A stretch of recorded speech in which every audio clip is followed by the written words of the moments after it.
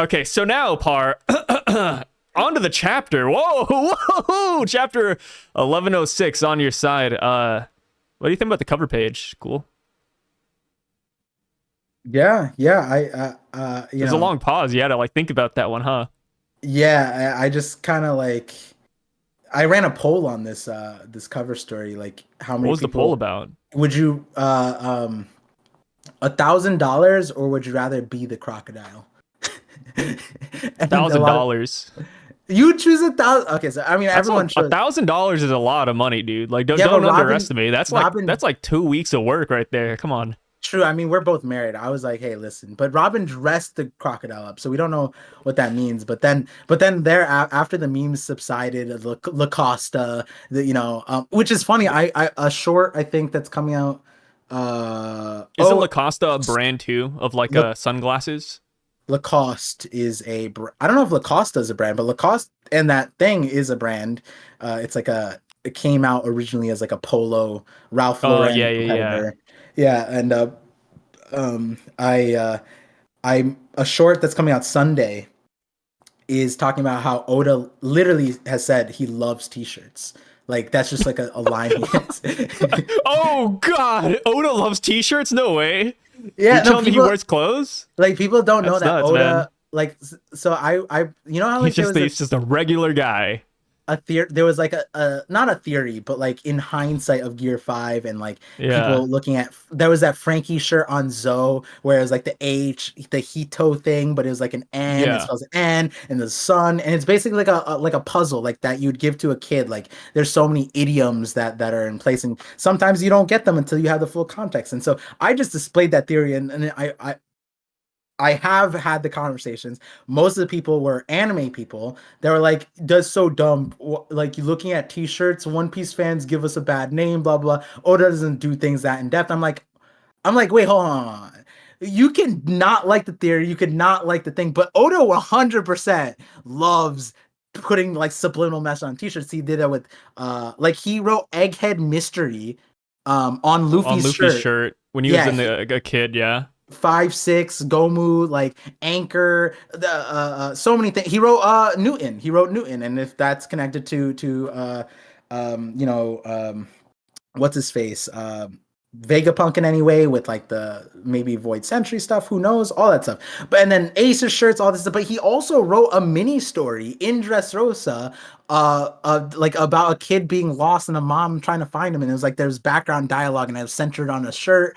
And then there's the thing that I'm talking about. There's a literal cover story where Oda, a double spread that Oda's comment said, I drew the shirts and I really like these shirts, and then I drew the straw hats in afterwards to make it a full, to make the shirts feel alive. And so the shirts came yeah. first, and he said he loves the shirts and he has clothing brands in One Piece and competing brands. And I'm like, damn. So like, Oda's doing Oda's kind of something. like Hitler. Oda, yeah, I don't know It's what you were it's like going. he ended up being like a mangaka, but in a different reality, he would have been just a t-shirt man. Yeah, because Kind of like how Hitler. Hitler would have just been an artist. Yeah. No, he wouldn't have been an artist. He got memed What? on. Well, yeah, but like in a different reality, like maybe his artistry like took off. No, yeah, I thought you were gonna say it's because he was like friends with like Chanel and Dolce Gabbana and shit. Oh, dude, I Like, don't know about him. I didn't yeah, like look. yeah. I didn't look that deep into him yet. But Sorry, guys. in I'll do terms more of research. the Illuminati, right? When I saw this, obviously, the Wait, 1105. Illuminati. Wait, where's this Yeah, going? yeah. How'd you get Let me Illuminati? cook. Let me cook. No, I'm joking. This isn't let me cook. But when because Cook it apart. Let 1105. me see what you're cooking. We discussed the Illuminati. options of people coming to Egghead, and one of them being, Cross Guild. And a huge discussion point was, hey, how did Robin get injured? What's Robin? The separate thing. And then it's a Crocodile and Robin. So is this like Miss All Sunday and Crocodile? Yeah, And is yeah. Crocodile coming in the chapter? So I was like, oh shit. And I was just like, this either means he's the one coming or he's not coming. And I was just like, it's either or. And It could be either one, guys. This could either mean he's coming or not coming. I love that. It's, no matter what happens, you're technically right. Woohoo! yeah. I was just like, Those are look the at best that guy. theories. Those are the best theories. Look at me. I literally sat there and the thing I was just like, Genius. this This right here is tapping into the Maybe part. maybe the Isaac Newton shirt was actually just in reference of you. Yeah, There we exactly. go. Cracked. Oh my god. Cracked, man. Yeah. Yeah. Um, yeah, I mean, like, I guess we could spin this like, oh yeah, Crocodile, Miss Off Sunday, One Piece releases on Sunday, Mhm. Crocodile's coming. Do you, You do you- know, here's the thing. If they released these cover pages before the chapter comes out, that'd be kind of crazy. Like just yeah. like a nice teaser. Yeah. Like Yeah. you get That's like the chapter title and the non-canon cover page and you try to like connect the dots. That would be pretty fun. I'll give you that. But since we get it the same day as the chapter, nah. Yeah, no, I was thinking that same thing during the reaction, but I didn't say it out loud. I was thinking like, Yeah. had you and I had this in our discussion for 1105 and Who's to Come, I feel like Crosscut would go way up. It had this Well, in the teaser. no. It I feel like wouldn't it'd be too on the like nose. It would be too on the nose. no, but I mean, as far as like like, because when we talked about Cross Guild, I brought up like the meme thing with like Mihawk, and Cross Guild was just like an option for because they have the warlords, right? Like we have talked about the warlords having some kind of thing with the Seraphim, the Vegapunk prior to all of this, right? So that's why we talked about Cross Guild. But had this been there, we would have talked about it just a little bit more, and I don't think it would have broke our upper echelon, And to be fair, given the scope of this chapter, the actual thing is kind of crazy. I like Kind I of like what we got. hilarious. But the one thing I wanted to ask you, and I don't know if people have discussed this. I haven't had time to let the chapter simmer. But has anyone talked about like the symbolism on the surfboard? No. Interesting. I It did looks think it like was interesting Marines. with like, oh, Marines. I saw two palm trees, like an island in between, and like what looks like a sun. And I was like, I wonder if that's like symbolic or something. So the two palm trees kind of come together in an M, so it kind of reminds me of the Marine logo in One Piece. But I know that's very I feel like flimsy. this is like what are this called, the blot tests, where it's just like you see a bunch of squiggles on thing. I was about to How say does the this make Rothschild. that's it's somewhere in between what you said and Yeah, I said. it's somewhere in the middle between what we both said there. That's the real name for it. What is it Yeah, called? The I don't. Rothschild test. I feel like it's like that. I just It's didn't like want. right there. Yeah, But now I'm yeah. just getting I'm just getting Charles Rothschild. Oh no. Not him, not him, not the Type in Illuminati.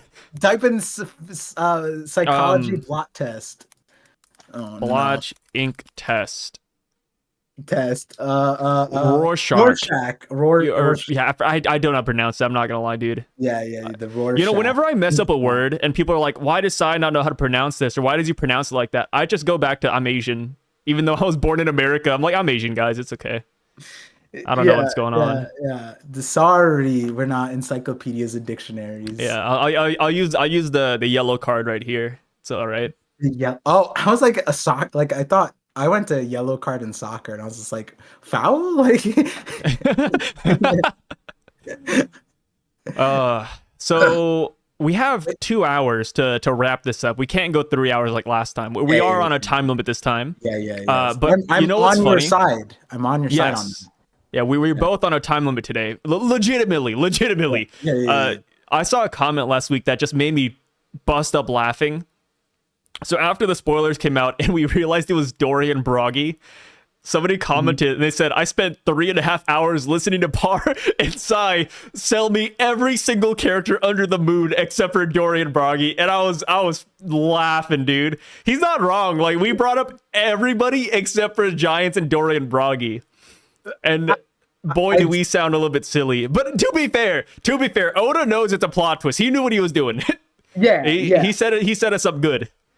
Like I look at it as, so if we're bringing up Dory Brogy, it's like I look at it like we went through so many options, and I think the point of the discussion too is like we didn't shoehorn it, right? Like we very well saw like options for other people, and we created a meme list, and we're like, we could see this, right? But I think it's valid that we didn't put like the Giants on that meme list, right? But we also didn't put them on the list, and the whole point of that is like this wasn't supposed to be on the radar, right? I think It was a little sneak from Oda. It was so good. yeah, but and we could talk about the dialogue later. Once it got revealed and I let it sit and I saw the dialogue, I was like, oh, this is solid. This is solid. But as Yeah. far as I the other thing that we did say is that I think from the top of our list to the bottom of our list, one of the contributing factors to that was like at the top of the list, you'd have to explain less. The more you go down the list, you'd have to give more context as to why this entity is here. And my God, do we have to have context for the giants to the point where it's like, okay, if we're giving context to it, well, if the next arc is Elbaf or the next island is Elbaf, well, that's how we blend the context in. So it's not like it doesn't feel like it's out of place, right? And it's hard to, not that it's hard to, but like we don't know how fast this arc is ending, right? Like we We don't were know. short-sighted. Yeah, like whereas like when the Giants showed up, I'm like, based off of some of their dialogue, I'm almost like, yo, is Egghead ending sooner than I thought? Like this is like Yeah. that It that makes was like sense. my I love the giant answer. yeah, I love the Giant answer, but it added more questions. They weren't bad questions. That's the important thing. Because the Yeah. other options, especially on the meme list, there were bad questions that he I didn't get answered. I gotta say, okay, so first panel, Dorian Broggy say they're really going at it. It's just like the newspaper said, and boy, did I rant about this for a minute. Uh-huh. Because Dorian Broggy, they read the newspaper and they rushed over to save Straw Hat, or at least, help him out. I feel like people get really upset when I say the word save. Yeah. Because they're like, Luffy doesn't need saving. I'm like, okay, sure. Like he doesn't need saving, but like at the end of the day, they're coming over to help one way or another. But the thing is that I'm like, yo, if Dorian Broggy can read a newspaper and say, oh wow, let's go to Straw Hat, I'm like, where the hell is the Grand Fleet then? Where's Sabo at? So while it does feel really nice that the Giants are here, and I love this answer, I'm also like, does anybody else read the newspaper? Like, are anybody else coming? Because just because the Giants are here, I still feel like additional companions could come. Maybe not Dragon's kind of like sunk. That one might be a little bit gone at this point, but I still feel like the Grand Fleet could be an option here still. Yeah. I don't know. Is it okay if I bring dialogue from the end, or Oh yeah, go ahead. All right, yeah, because I feel like this We is say enough. we have structure, but we really don't. Let's be real. Yeah, I mean, I feel like this conversation works better this way because Oda did start the chapter with their reveal. We just Yeah. didn't know until the end, right? And like, I agree with you, right? It's just like the newspaper said. I disagree with like, obviously I'm not mad at you for saying save, but it is a note to acknowledge that like when they come in, they say, they're coming right for us, the Decimal Marines, and say why. They're actually asking why, Dory. Don't they know something in the world can't be stopped? Gaba, ba, ba, ba, whatever. We've come to pick up Straw Hat. Pick up. Yes. I'm waiting for the Raws, or I didn't ask about the Raws yet. I don't know if you know the Raws. Pick up is very different to aid, to help. Pick up Yeah. seems like a mission. Like it's interesting, and then they go. Or should we call him the sun god? Now, that's interesting to me because if they read the newspaper, like Dory and Brogy, do they have the knowledge of seeing the picture of Luffy on the wanted poster? Do they know that is the visual of sun god Nika more than anybody else in the world?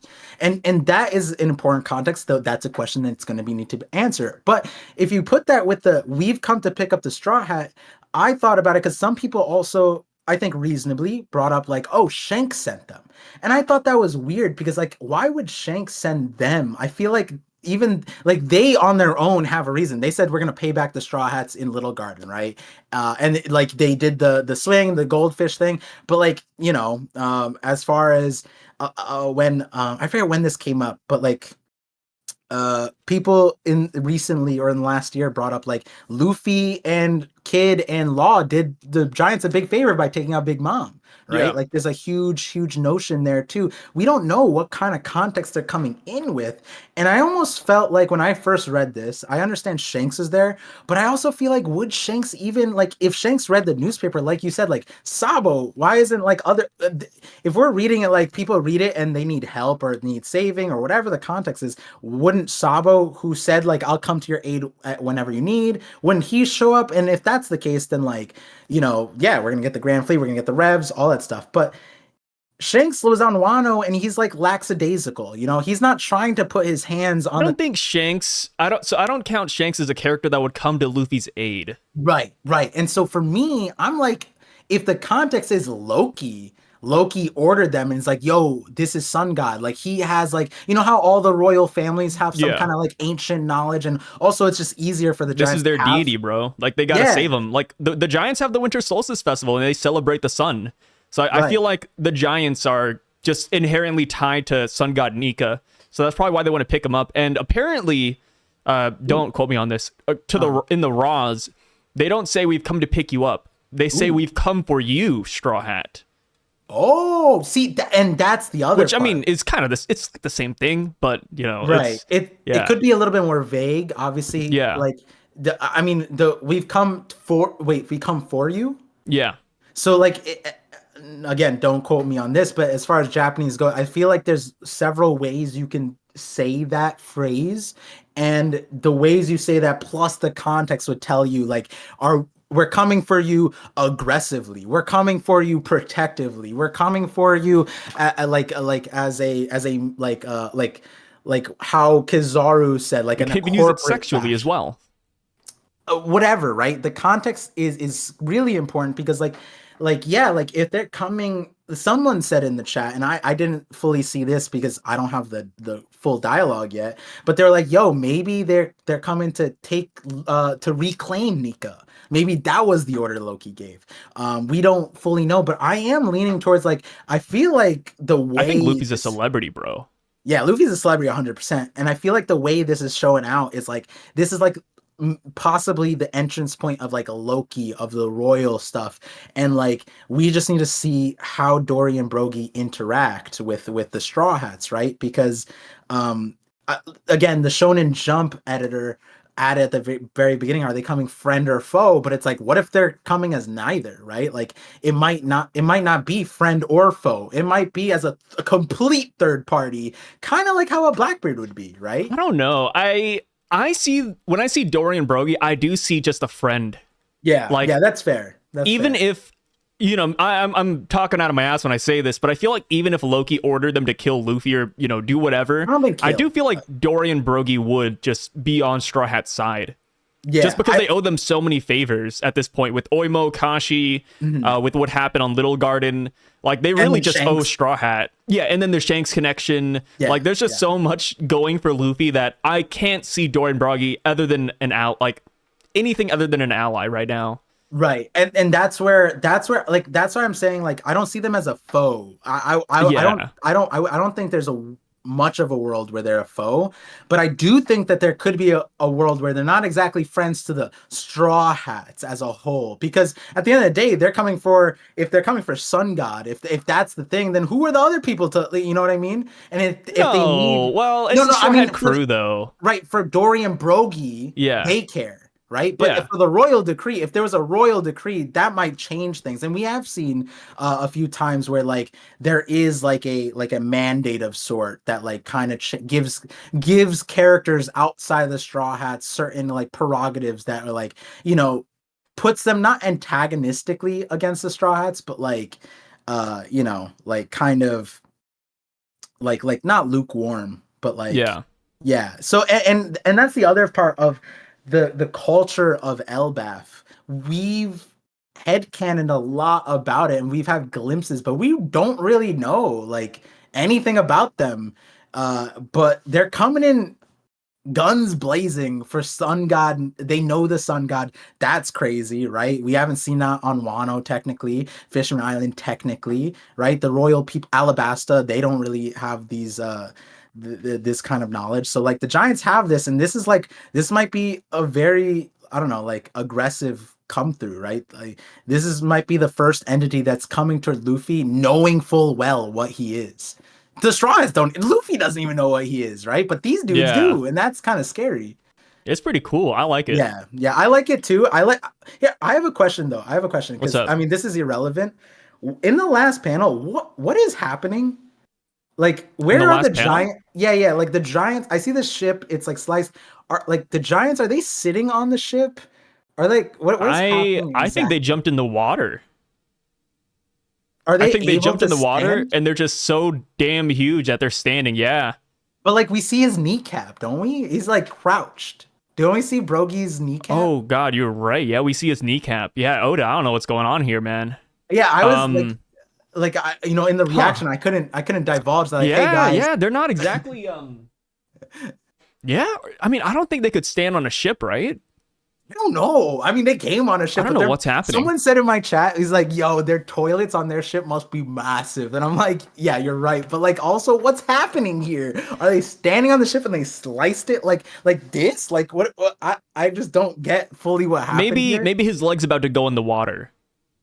Maybe And they're about to jump into the water. I think that's what I that's what it thought too, is. because like I was like, damn, you know how crazy it would be for a giant to just run through the buster call doing like a butterfly stroke, just like whoosh, like a Yeah, just destroy all dolphin. the ships. Yeah, yeah. And like I'm looking at that because like obviously we can't tell this much, but like expressions, like are they angry? Are they running? Like I don't know. It's so Nah, they look hard. like they're having fun, bro. Do you like do you, it's so like do you think when they show up, right?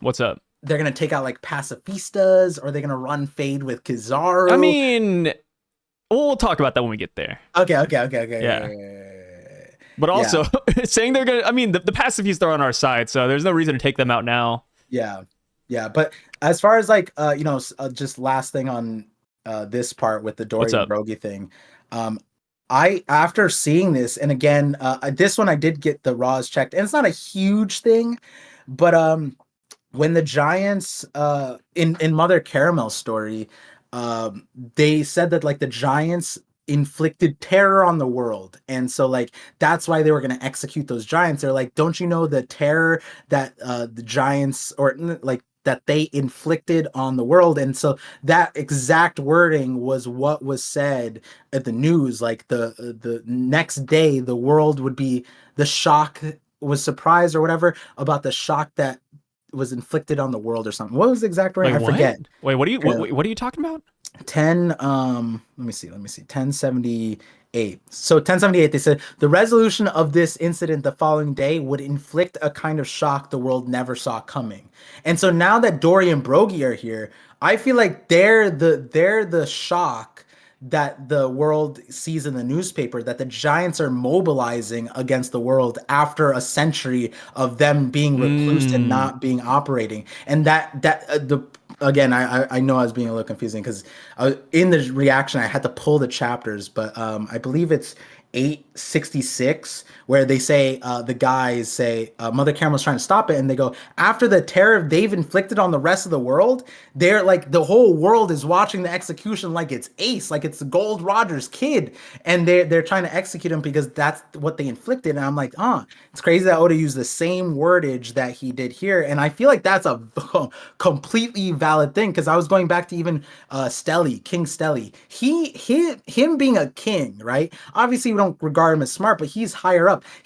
His rumors of giants was that they eat people and their saliva dissolve the rocks. So like if the world opens up, next Sunday morning and they see the giants are attacking the world government and they're siding with the straw hats and they're waging war, that would 100% inflict a Oh yeah. shock. And I think that's what 1078 is now. And that's partially why I really like this Dory and Brogy reveal, because they, more than a lot of the other choices, really, really make sense for this third party. Like, Blackbeard would fit that role. Even Dragon, but everybody already knew Dragon was against the world government, right? I think by the time we get the newspaper and we learn the shocking events of Egghead Island, Mhm. I feel like it's gonna be like the Reverie, where there's gonna be like multiple levels to it. Multiple. Yeah. Yeah. Like I wouldn't Dorian be Broggy can surprised. be one, Luffy's victory can be another one, Blackbeard can be a third one. Like it doesn't have to be just one It event. doesn't have to be, yeah. Yeah. Yeah. So I think there's a lot to it. But I wouldn't be surprised if the Giants be like is an emphasized thing because they're Oh, I like mean it has to be at this legends. point, Yeah. right? Like Yeah.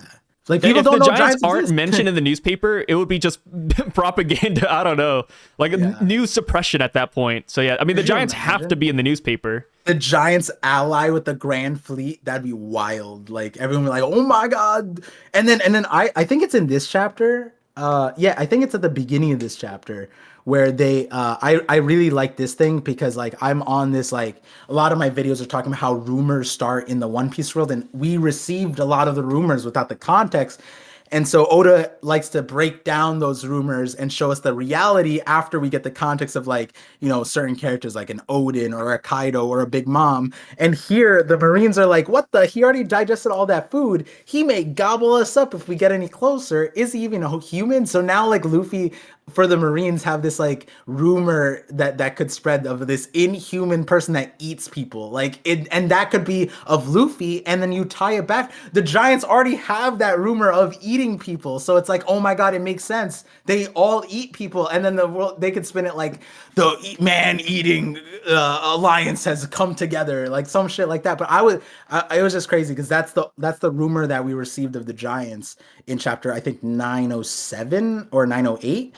And then that's the rumor of Luffy here. And then the Giants are coming to, most likely be friends, show allyship with Luffy, obviously. And that would be the most terrorizing thing for the rest of the world. Because the rest of the world sees this white dude laughing and they don't get the context of Sun God Nika, but they will understand Giants. They will 100% understand how scary Giants are. Yeah. So, yeah, rumors are like fun. This. They are. Some. So on the first page, we see that Luffy's eating, like you said, he's digested all the food. He finally goes back into gear 5th. The Marines get destroyed by their own Buster Call, kind of the will of D acting out right there, Just Luffy's being saved from the Sea Stone shackles. And then we zoom out. We see more of the Buster. Oda dedicated a lot to this Buster Call, bro. Like we are seeing the full extent of it here. They say Egghead is done for. And then we cut back to the scene from last chapter, and we see, our good old guys flying through the air. They're about to get shot down. But that is when we learn that Bonney has the highest authority. She is numero uno on the Pacifista hierarchy, which is something I think I would like to say a lot of people saw coming already. Yeah. Like, it's hard not to imagine this, but knowing that Bonney has always had this authority is kind of funny. Yeah. Like, Bonney at any point in time could have just controlled the Pacifista. Yeah, which I'm kind of wondering now, like, why did Vegapunk not tell her until now? Maybe he wanted to keep this close to his chest. Because he's like, he goes on and he's like, hey, the consequences would be severe, and then he gets stabbed. But it's like, well, yeah, it's severe, but like you could have told her like before he got here, there wouldn't be any consequences then. But I don't know. Yeah, I'm 100% with you because, well, one is funny because I think some comments were memeing how like you brought up like, Par, you didn't think about the last page, and it was like the shooting thing, and I explained why, and it was like I laid out 3 options, right? It was like either like Sanji does it, a third party does it, and then there's like a weird world where Kizaru does something, or maybe Bonney does it, and maybe it's through the Sapphire thing, right? But like you couldn't put your eggs in that basket because then even in this situation it's like, wait, she had it the entire time. And from memory I was like, oh, so like when we go back to like the beginning of Egghead, right, when she's faced with that Pacifista, she asked the Straw Hats not to attack Kuma, but all she had to do is say, hey dad, don't attack us, right? Yeah, don't kill us, right? And then on Sabaody, she didn't face the Pacifista. She was never in at Marineford. And then Oda obviously skated through a lot of the other implications that would have created. And so as far as that goes, like, yeah, this would have been valuable information for a long time coming. But they were getting sieged by the world government. I think at a certain point they knew Kizaru was here. They already knew like Lucci was here. They knew that they were getting like siege. Like the siege was real, and they had a whole night to prepare. And I remember when we talked about it, like, oh man, Vegapunk's in his Batman phase. He has prep time. He's gonna get all this shit together. I remember that one. Yeah, and then the next day, or the next chapter, we were like, oh, so he didn't do anything. Like they like Frankie. I remember this is when we talked about it. Frankie was describing how the Sunny worked, and it's like, oh, our Sunny can fart really far away. And then Vegapunk's like, Nani? We could do that. I'm like, oh no, they didn't talk about any of the plans. And then like a whole 24 hours passed, and like no information was shared at all. Not like something as basic as their escape. I don't care about anything else. All they need to do is escape. They didn't even get that far. Apparently they literally were like, oh man, you know what, it's 9 p.m, that's curfew, guys, let's go to bed. And it's like, let's ignore the military siege outside our door. But then there's the other side of it, of the sapphire crystal, where it's like Vegapunk and Bonnie had like one-on-one conversation, like in depth, like literally like, oh, so now you know everything, you right? And then he's just like, here's the present that Kuma gave you when he was 10. It's like, motherfucker, why'd you give that earlier? You didn't need to go run away from her. You could have said some of this earlier. And I'm not, Yeah, Vegapunk's a little bit silly. and some when I said this in the live action, people are like, yeah, but Vegapunk wanted to save this for the trump card. And I'm like, how like or or like his monologue about this being his worst nightmare, he could have came well prepared and be like, you know what? We could avoid that scenario entirely. I could just tell Bonnie ahead of time, hey, if you're ever in this scenario, just tell them to stop. So, like, because Vegapunk said from both ends, my worst nightmare in all this pathways. He said something that really annoyed me. I'm waiting for the viz, but he goes like, man, I couldn't stand it. I couldn't stomach it if I saw Kuma kill Bonnie with his own hands. And Bonnie, I couldn't stand it if you died by your dad's hand. I'm like, motherfucker, this scene didn't happen if you just said this earlier. But the one thing that he said, oh, where's the line? He goes, that according to what the translation I have, TCB, it says that was Kuma will always be on your side. That was the one selfish liberty I took. And I knew, I'm like, man, you took so many selfish liberties. What are you talking about? Like, He took a lot. Yeah, the self-destruct thing you switched, this thing, like you left like the revs for money, like you have an entire satellite named Greed. What do you mean? Like what? The Oh my one god. selfish liberty was making Bonnie a hierarchy holder. Yeah, this dude. Yeah, This dude. yeah. It's a little bit interesting, but I'm not it's mad also at it. funny too. Yeah. Yeah, I do like the reveal of it. yes. But it does make me scratch my head a little bit like, we really could have just told her a lot earlier, and Egghead would have been a lot smoother. Yeah. Because like you said, like they had 24 hours to plan for this. 24 is kind of a stretch, but they had a lot of time to plan for this before the Marines got here. Yes. They knew that they would need the Pacifista on their side. Yes. You think that they could have just like prepped and had Bonnie just say something, you know? Yeah, like well ahead of time. Every time they steal the command of the Kumas, please speak to them. You have full authority over all of them. Nobody can override you. You know what I mean? Like, we'll be fine. Hey, you know when S-Bear was fighting us, we could just have you go and stop him. Huh? Because he said, because this is the theory part. When he says that every creation looks like Kuma, I'm assuming that applies to S-Bear too. I could be wrong, but S-Bear also has an authority chip in it. So I'm assuming this Bonnie thing applies to it. And it seems like, because what's really important here is right before is Saturn's order to this the thing, and Bonnie's is the next. So that means Bonnie supersedes them, and he says it. So that applies to S-Bear in my opinion. And it's like, bro, we had chapters where like Luffy and Zoro were tied up with the S-Bear, and you're telling me you have the Paw guy to you could just you know what's crazy? Like when you really think about it, if they really wanted to leave Egghead, they could have just got S-Bear to paw them all away, right? I don't. You're going in dangerous territories. Mr. Yeah, like I mean, I'm fine with it. Like it's cool because and another thing too is like it's not even like Oda just came up with this out of nowhere because he was very intentional about Bonnie never meeting Kuma up until this point and needing the hierarchy until now. So Oda was waiting for this moment, but it does obviously it's like, man, this could have been done a little bit smoother. But we could have explained a couple of things better, but it's all good. Yes. Yeah, and it's a good laugh. Something I did like out of this, but I don't know how to fully contextualize it. I mean, this is a simple theory. I'm pretty sure most people have put the ABCs together, but like Bonnie did the order, and then similar, like we've seen this before with the whole how the pacifistas get their order. It's like that sonar radar type of depiction.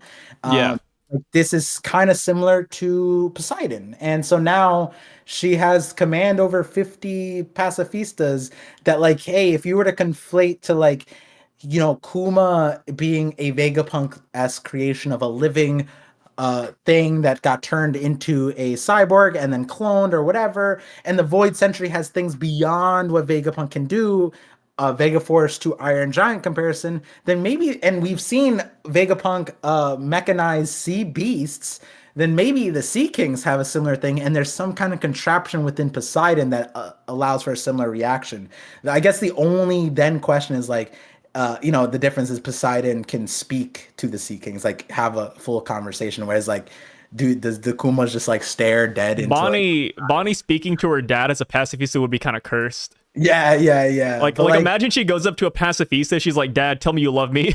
Yeah, I mean, like, you know what I mean? Like, "Dad, hug me, please."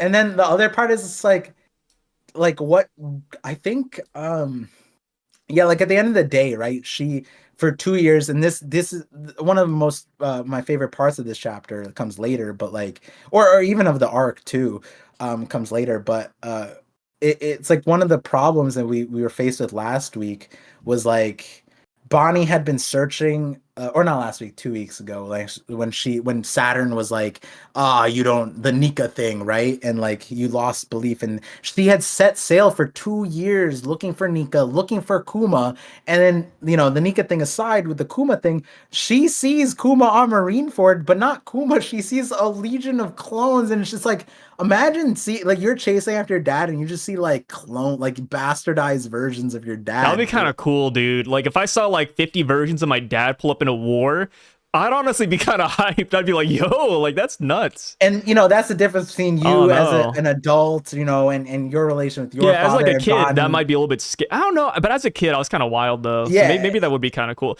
Let us know, guys. If you turn on the TV, World War III is happening, there's some like alien planet we're fighting, and then you see your dad, 50 versions of your dad shooting beams. Would you think that's cool or scary? Full of love and as a pacifist in his lifetime to you, and he left you, and you try to find your very gentle father that you probably never seen even hit somebody, let alone shoot lasers out of their mouth. But like, yeah, so she sees that, and then like when you said she has the full command of them, I'm saying that like, Poseidon's relation to the Sea Kings are way different than Bonney is just like, hey dad, and then 50 Kuma's just like, yes, Bonney, and it's like, huh?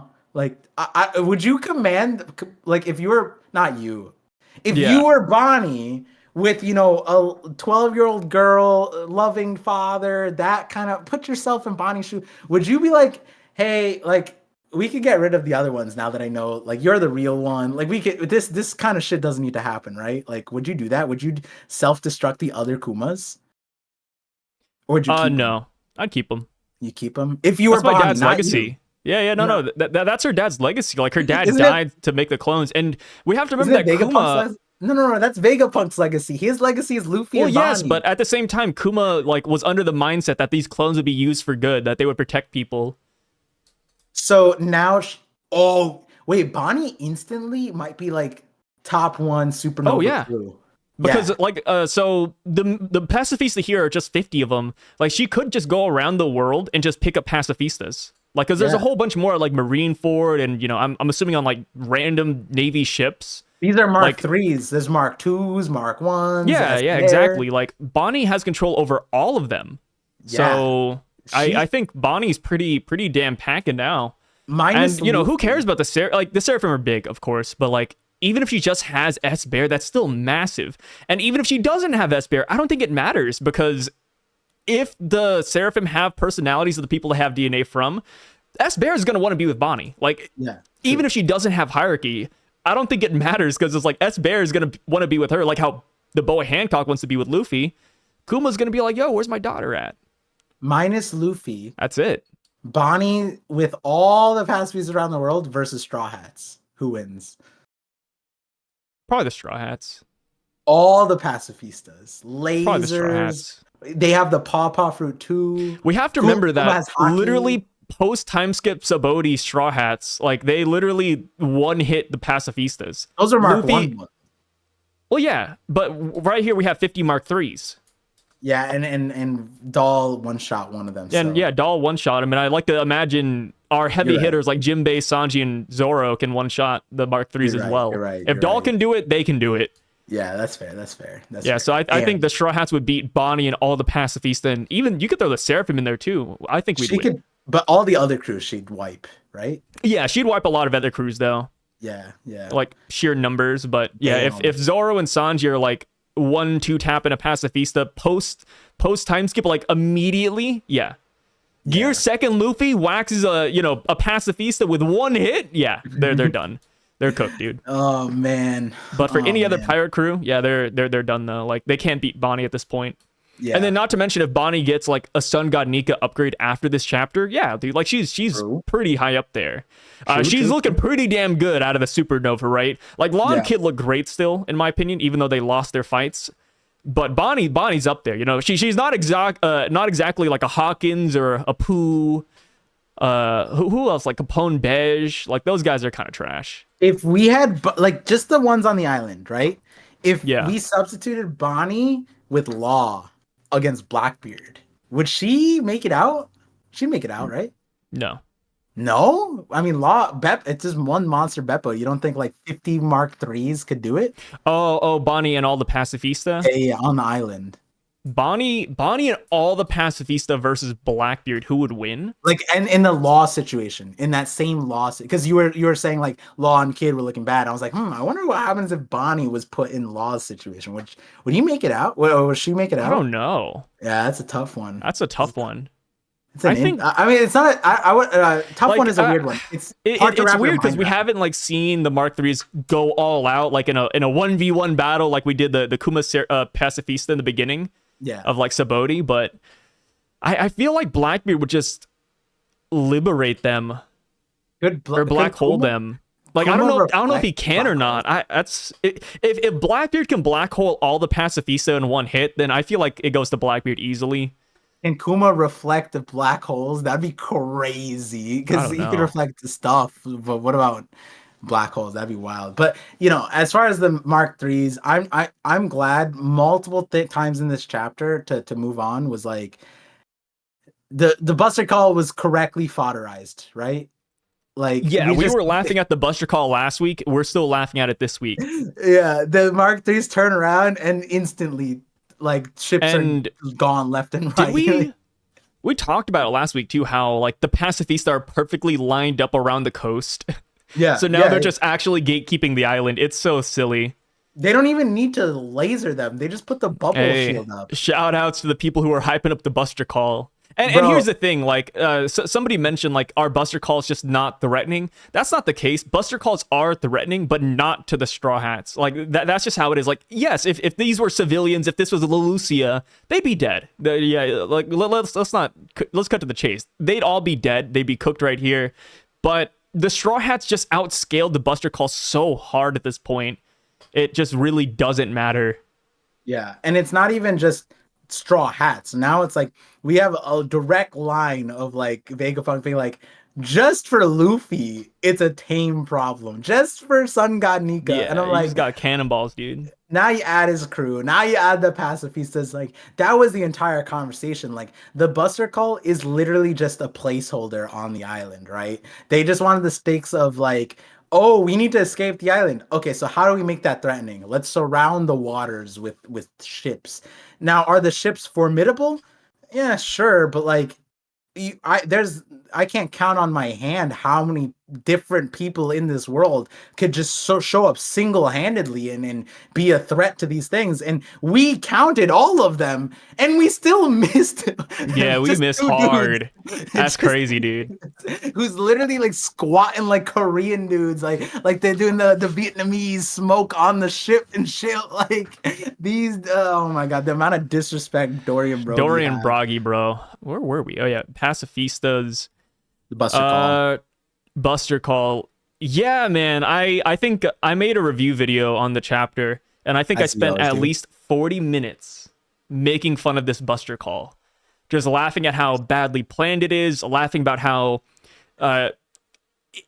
this is like a Buster Call 2.5, in my opinion, how there's like more Vice Admirals, more ships surrounding the whole island, Admiral, Gorosei. Like this is an advanced Buster Call by all means. This is a Buster Call 10.5. Like but it still just is not threatening. Like it wasn't threatening last chapter, it's not threatening this chapter.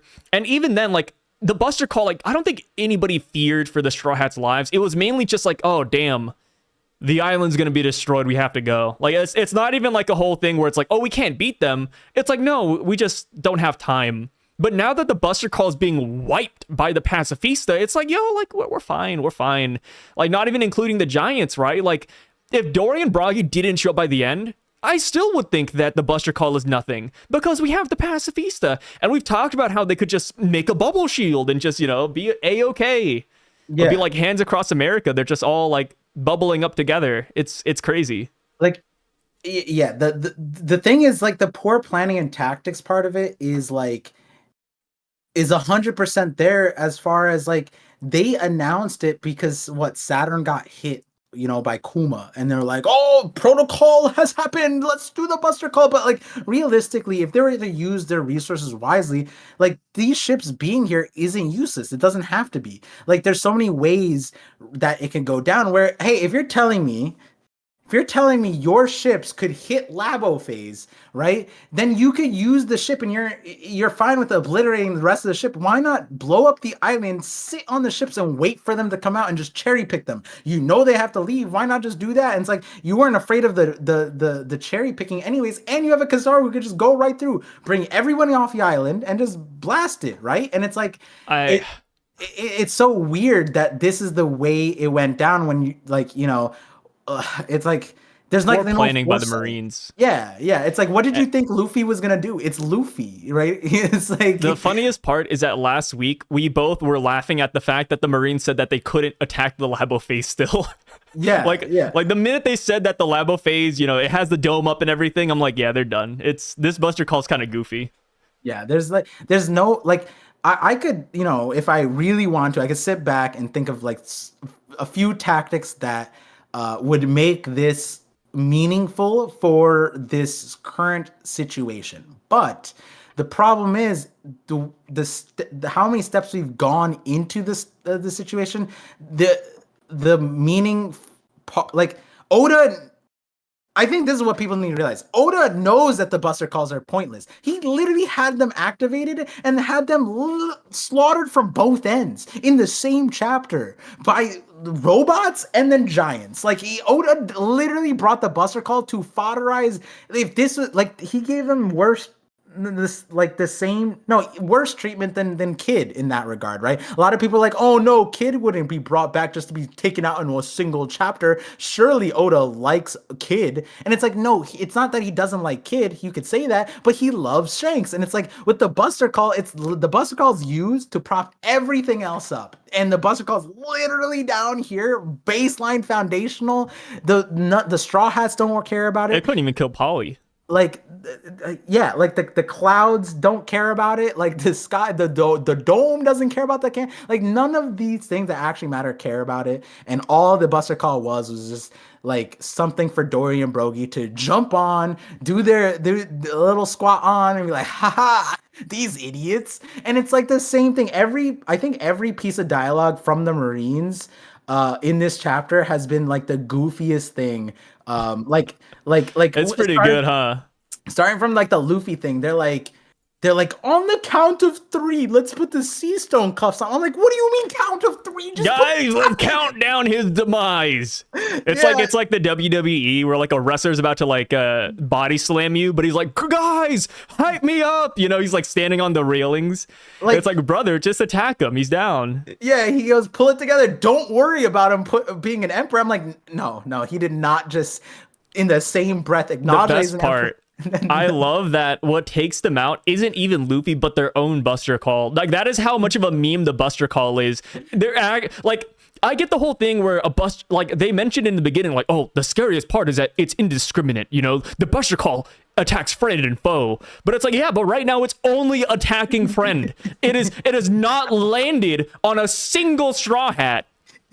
Like, yes, it destroyed the buildings of Egghead Island. That's pretty sad for Vegapunk, but I mean, you can always rebuild that later. If Vegapunk survives, he can rebuild it. No big deal.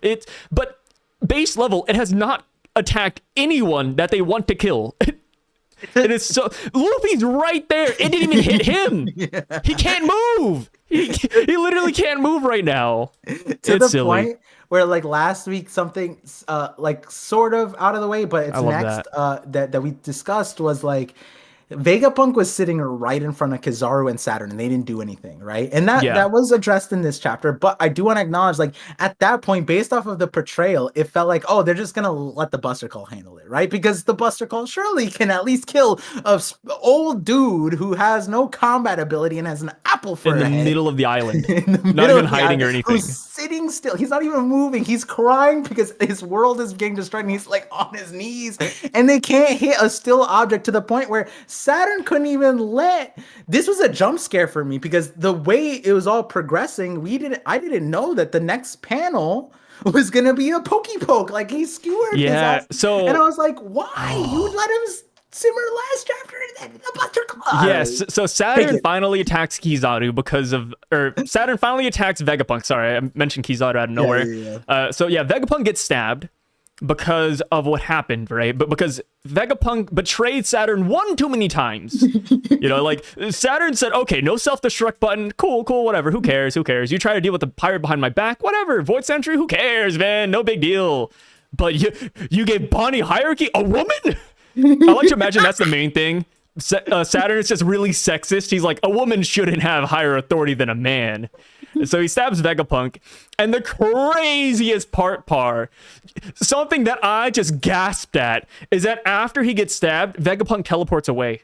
And it's like, wait, Vegapunk could have teleported a lot sooner. Vegapunk could have teleported years ago. Wait, he teleported? Yeah, bottom left.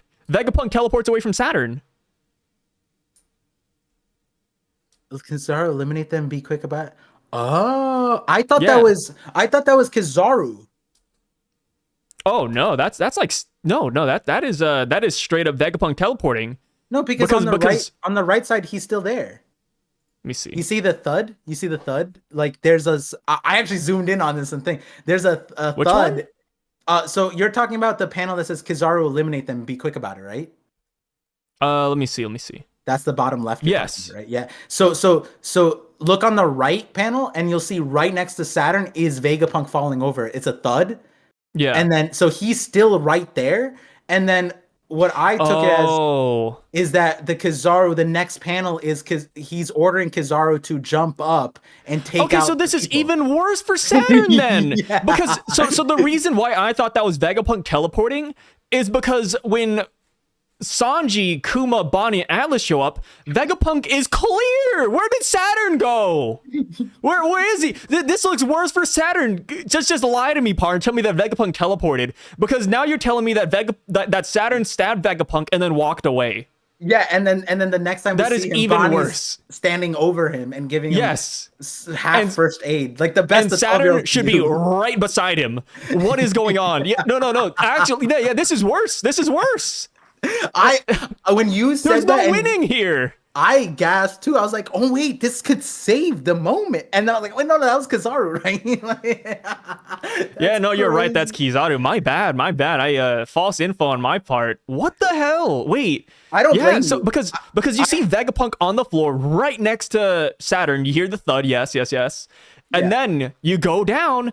And then you see Sanji, Kuma's kind of on his knees, Bonnie's giving him like a chest compressions, and it's like, where the hell is Saturn? And she's doing chest compressions on a through and through stab when she's a pushing blood. If she's die quicker, old man. I don't know, man. Like, yeah, wait. You're supposed to stuff it. Where did Saturn go? I guess he's just staring at Luffy, huh? He's watching football. Dad, come on, the family's right beside you. What the hell? Yeah, Saturn just okay. Now it looks bad. If Vegapunk lives, and Saturn could have just simply double tapped him, oh boy, we can just make fun of Saturn all the way till next Sunday. Yes.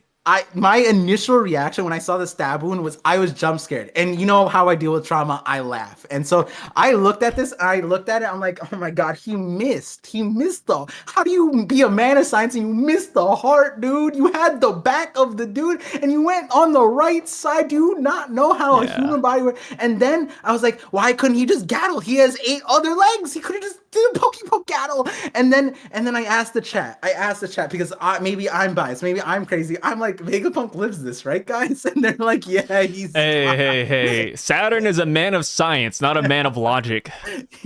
I can't tell you how many times I was like on the verge of being like, what the fuck is this? Wait, so where do you fall right now? Like, do you want Vegapunk to die or live? Or do you think he's gonna die or live? I want him to die, but not like Same. like this is pitiful. Like it's pitiful for everybody, not just Vegapunk, because like you said, my thing was like, bro, if we're not bringing it now, you were introduced with time warp space drive technology. Where is this? If you're not going to use it to save yourself from being stabbed, fine, right? But if you're not going to die from this, then you're making Saturn look bad too. And if Saturn's going to miss the vital organs like a hooligan, then I can't do any saving for him, right? And you did the right thing, Sai. You did not look deep into the panel, because why would you? Thud, maybe it's a Saturn's foot coming down, but I assumed the best out of Saturn. I think that's why. Because I saw like a weird angle thingy, and I zoomed in. I was like, is that Vegapunk falling over? Oh man, I just wanted the best for Saturn. I've been looking for the Saturn hype, so I just assumed that, Vegapunk teleported away. Yeah, but this I was silly. I was a little bit goofy. I will admit. Admit. And I'm gonna meet you in the middle. I just jumped to the Kizaru thing because I looked at it, I was like, at this panel, I was like, oh, maybe Kizaru doesn't like go ham, and then he skewers all of them, and I'm like, yo, Kizaru's on fire. And I think this Kizaru's is around crazy. My fire alarm went off in the house, and I had to like leave, and then my camera, so a bunch of stuff happened, so I was able to go past like the weird stuff in the thing and just focus on the main things. But like I was like, damn, Frankie got hit, Sanji saved Bonney, all this stuff. He goes, I'll make sure to get you both in one slash. I'm like, all right, at least Kizaru is showing up, showing out. He's holding it down for what characters are a part of. We see blood coming out of Frankie and Atlas and all this stuff. Cool. You know what? You know what's crazy? Wait. One more thing. One more piece of Saturn slander. Oh no. Kizaru's random light beams that he shot 50 million out. No, I know. It was able to pierce Kuma, but Saturn's leg wasn't. Don't you think that's kind of nuts? He went through, like he went a little bit, right? But like on Vegapunk, he went through and through, right? Kizaru turned them into Swiss cheese. Like, yes. I don't know if Saturn can be Kizaru's attack power is, at this point, I want to say it might be higher than Saturn. Obviously, it's too quick to judge because Saturn hasn't exactly done anything crazy yet, but base level, like, Kizaru is definitely stronger than one of Saturn's stabs. Like, that's for sure. Like, I keep on bringing game references, right? Like last week I said like he's similar archetype to a support character. My God, he is the worst support character, and the one thing that you really need as a support character or any character in general is awareness, spatial awareness. Maybe the person you just stabbed maybe finish the job. I don't know. Like no. We gotta let Bonney and Sanji tend to him, right? Here's another question. Is Vegapunk, like, if Vegapunk was a Marine, I just thought of this. If Vegapunk was a Marine, he's theoretically above Vice Admiral rank, right? No, above Commodore rank, right? Because Saturn can't look at him and instantly kill him, right? That's technically... yeah, actually, yeah. Yeah, Vegapunk is a little bit he's got some willpower going on there, man. Like, unless Saturn saves that power for his allies, like Vegapunk would be Vice Admiral level, maybe. Like, this is kind of crazy. I forgot he had that ability, just like looking at people and they explode. I'm trying to give this man something, and every direction I look at, every 8 leg is falling for me, dude. Like, oh my God. Like, at this point, again, these are internal thoughts that I didn't think, but I know you would get it, was when I saw Kizaru get swatted in that last panel where he's just like this, I felt like he was like the carry on the team that just has to carry everything. He's like, my God, do I get any support from any one of you guys? The Buster Call's hitting me. Hey, he's trying his best. That panel where Kizaru's like, rubbing his head, I'm like, yeah, he's probably stressed out. Like, this is what a situation. Like, every time he tries to do something, like Luffy pops in and knocks him down. Yeah. But how often has Kizaru dealt with a scenario like this? And at least Kizaru is getting stopped by Luffy. You know what I mean? Like, yeah. Saturn, I don't know. And like Nobody's even really trying to stop him. Like, I mean, Sanji kicked a leg away. Frankie just hit him with a radical beam. Kuma punched yeah. him. Yeah, I do think like It's like, for damn, me, dude. the other jump scare was like I didn't think Kizaru gets swatted like that. That was really comical. It was just like oop, and then I want to see this animated, but like in all regards, like there is a weird aspect of this because we talked about this last time where it's like when the pacifistas are aiming at Frankie, at Kuma, at Bonney, and Alice in the Sky, Luffy's sitting chilling, eating food, and we thought like, oh, maybe he trusts Sanji enough to stop it. No, it is something completely out of his knowledge. Nobody planned for it, right? That Bonney, it could have been like a Momo kind of moment, right? Where Bonnie's technically a 12-year-old, right? Where like she has some kind of shyness, she's not brave enough, and like Luffy was like, "You're biting Kaido, you're doing this thing. Look at you," he's building him up, or like a Vivi thing where he's building him up. None of that. He had no knowledge of what Bonnie was capable of. If she had any ability here. It was like like when Tama prior to like Horselina stuff, Luffy is like, just feed her the thing. Why not? Just try. Like, and then she's like, that won't work. And he's like, just believe, just do it, bro. And then like Hey. you could have had a line here Maybe that Luffy said, future sighted all of this though. hey, and listen, I Maybe he knew that they'd be fine, and that's why he didn't do anything Luffy before. could have said something, and I'm not like rewriting, but I'm just saying like he could have had a line that blew this all over, where it says like, Bonnie, believe in yourself. Tell Kuma to stop. He'll listen to you. He's got to be somewhere in there. I don't know. And it's like that would have saved a little bit of the Vegapunk stuff. But like as far as this part goes, right? Like Vegapunk is like right there, dude. He gets skewered, and Luffy's like, I'm not saying the laughing part isn't the problem. It's just that he's literally right there, and his mission is to get Vegapunk off the island, and he's just like. Oh yeah. Luffy's whole goal is to get Vegapunk off, Like, but he's just laughing. and like again, I don't have the problem with the laughing. I have the problem with the proximity, right? Because your thing solved it. If Vegapunk teleported out, cool, but he did it. He's right there, and it's like, wait, Luffy was right there too. Like you can't tell me he was so far that he couldn't protect Vegapunk, right? Like realistically. Yeah, Kuma, Bonney, they needed saving from Kizaru, but like, hey, maybe Frankie didn't need to be skewered. Like, it's just a little funny, It is a little funny. We've talked about this. Some progressions on Egghead have been comical to a certain extent. I'm not saying it's not like serious, but it's like it is interesting, but we kind of have to like move past that because there's obviously emphasis point here is Bonnie's recognition of like what Luffy is and Oh like, wait. Before we get there, yeah. how do you feel about Kizaru telling that or saying that he'd slice Kuma and Bonney together and that it wouldn't hurt a bit? Do you still feel like Kizaru could come out of this on our side, or do you think he is fully gonna be like Saturn's lapdog? I like, I'm not gonna lie, like I think it's convenient a little bit that like he sliced what he says, I'll make sure to get you both in one slash so you can be together, it won't hurt him. Why didn't he do that last time? He sliced he did this exact same thing last chapter, and he perfectly missed every goddamn person. It's like, oh, so now all right, you're gonna slice them all together, right? And I'm not saying he's like Team Luffy or he's expecting to be stopped. I don't know, but I do think like when he's getting up and he's just like this, it's like it's weird. You know what I mean? Like I don't know what to think about Kizaru, but like reasonably, we know that he could dispatch everybody, right? Everybody. He had the clone thing where Luffy couldn't keep up with all of the clones all at once. At that point, he can make all the clones and just slice everybody. Why not?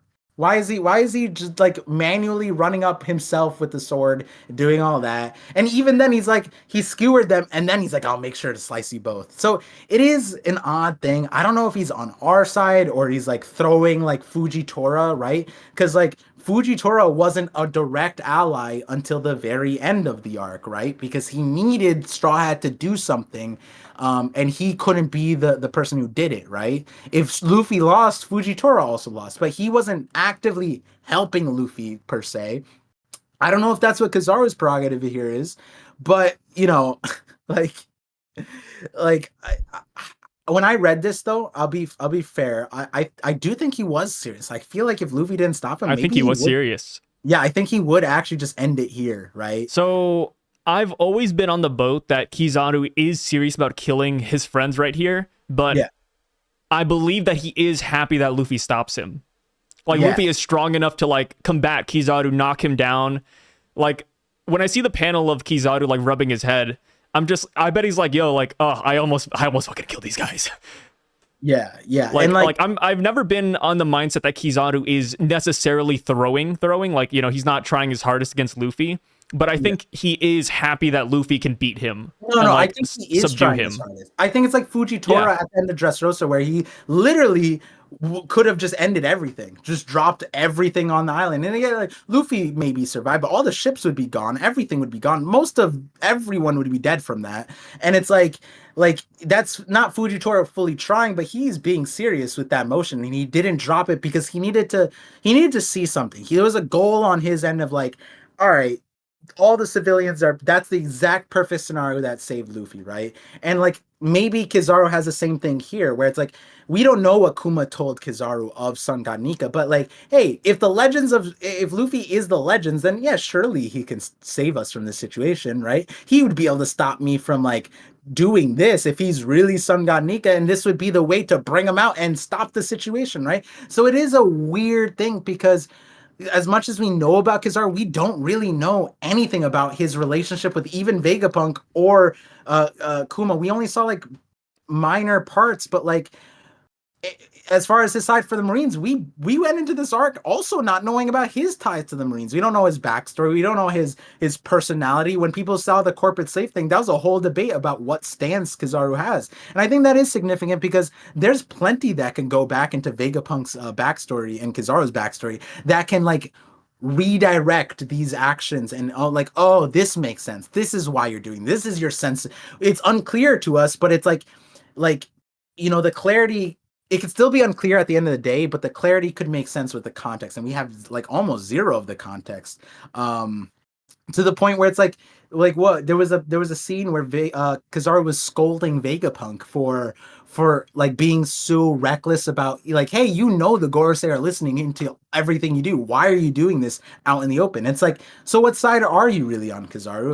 Are you trying to have people go underneath the world government's behind their back, or are you like really their agent, really their dog, as some people would call like Kuma or Green Bull or something like that, right? So it is weird. I think like a lot of things Oda does, especially with the admirals, the admirals are never linear characters. They haven't been. A Green Bull's Yeah. like the closest thing to it, but like even then, we don't know if he's an admiral, a Kainu fanboy, or he's like a celestial dragon, like slob knob sucker, or like we don't know. We have no. I don't think he is because like when we got to the Reverie, we saw that he was kind of like annoyed at the Celestial Dragons. Yeah, but So it's like, like I don't know where Green Bull's at even. Like why does he like these guys? and Or I'm why sure did he defend them so hard in Wano? You know what I mean? amongst I think his story will probably be the most linear in the sense of I don't think it won't be deep, but I think it'll be like almost like Senior Pink kind of. Not saying that he's like Senior Pink, but like Senior Pink is everybody knows that backstory and came out of left field. Like I think Yeah. Ryokugu could get a very quick, insane backstory, and it's like, oh shit, this all makes sense, right? Yeah. But like as far as that's the least attentioned admiral, I think Kizaru being one of the OGs, he's gonna get something like that. That would make all this make sense. Similar to how like, we couldn't figure out that Dory and Brogy were showing up. Like what? Yeah. Hey, don't listen to us, guys. We're just in the dark as much as all of you guys. We're just guessing. Yeah. Um. Yeah.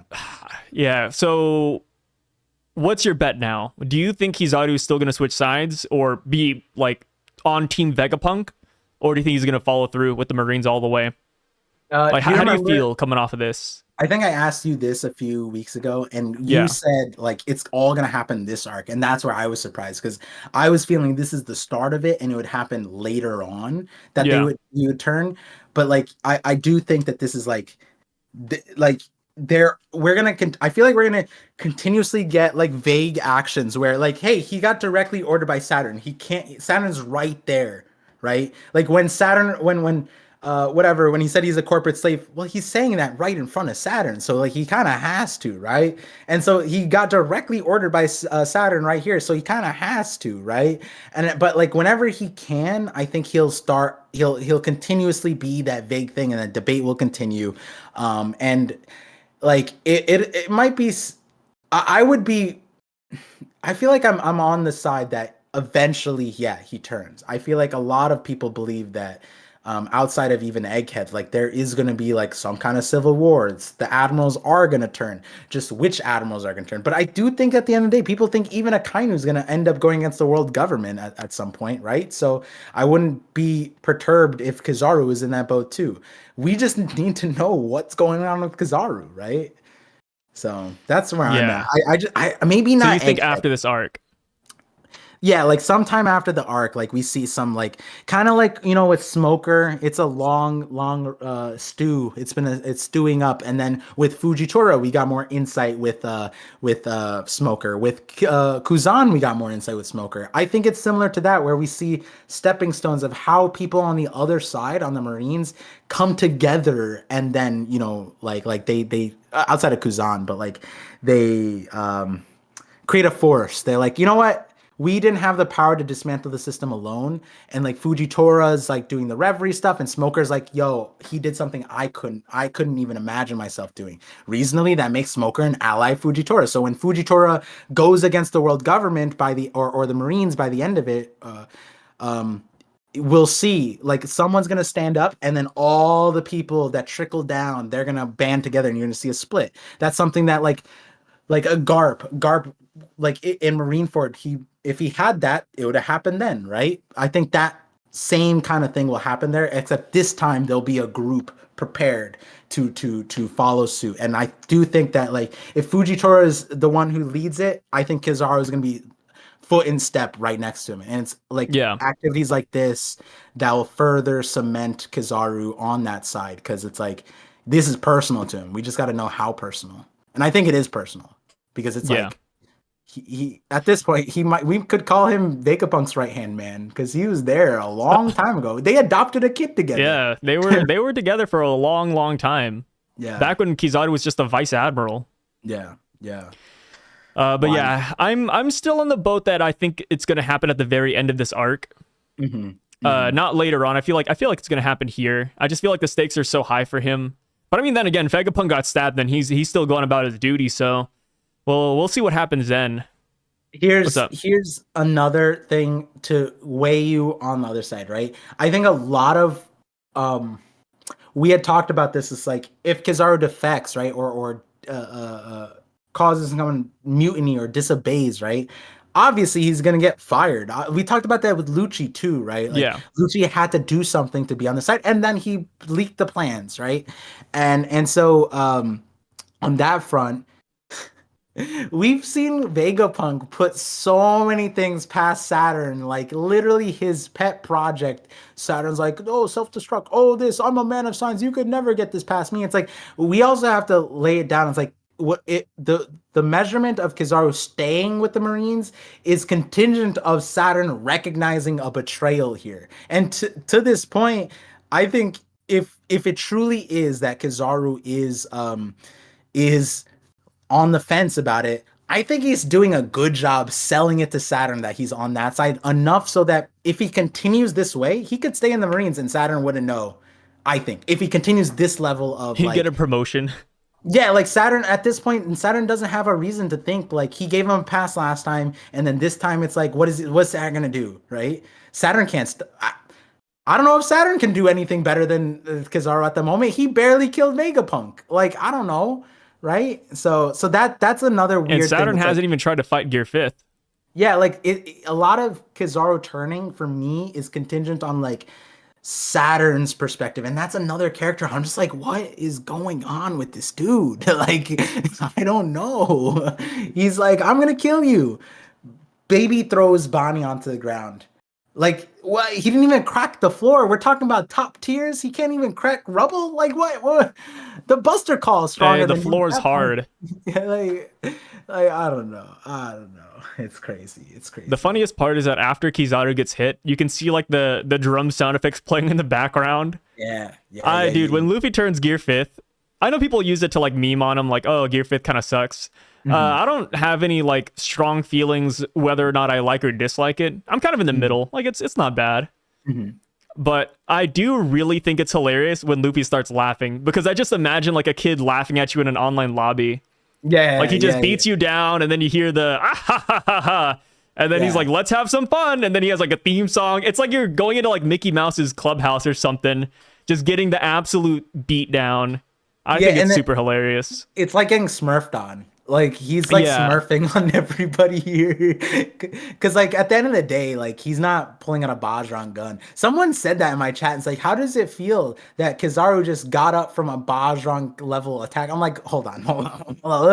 Dude, I'm not a pixel scaler, but this shit is not Bajran gun, buddy.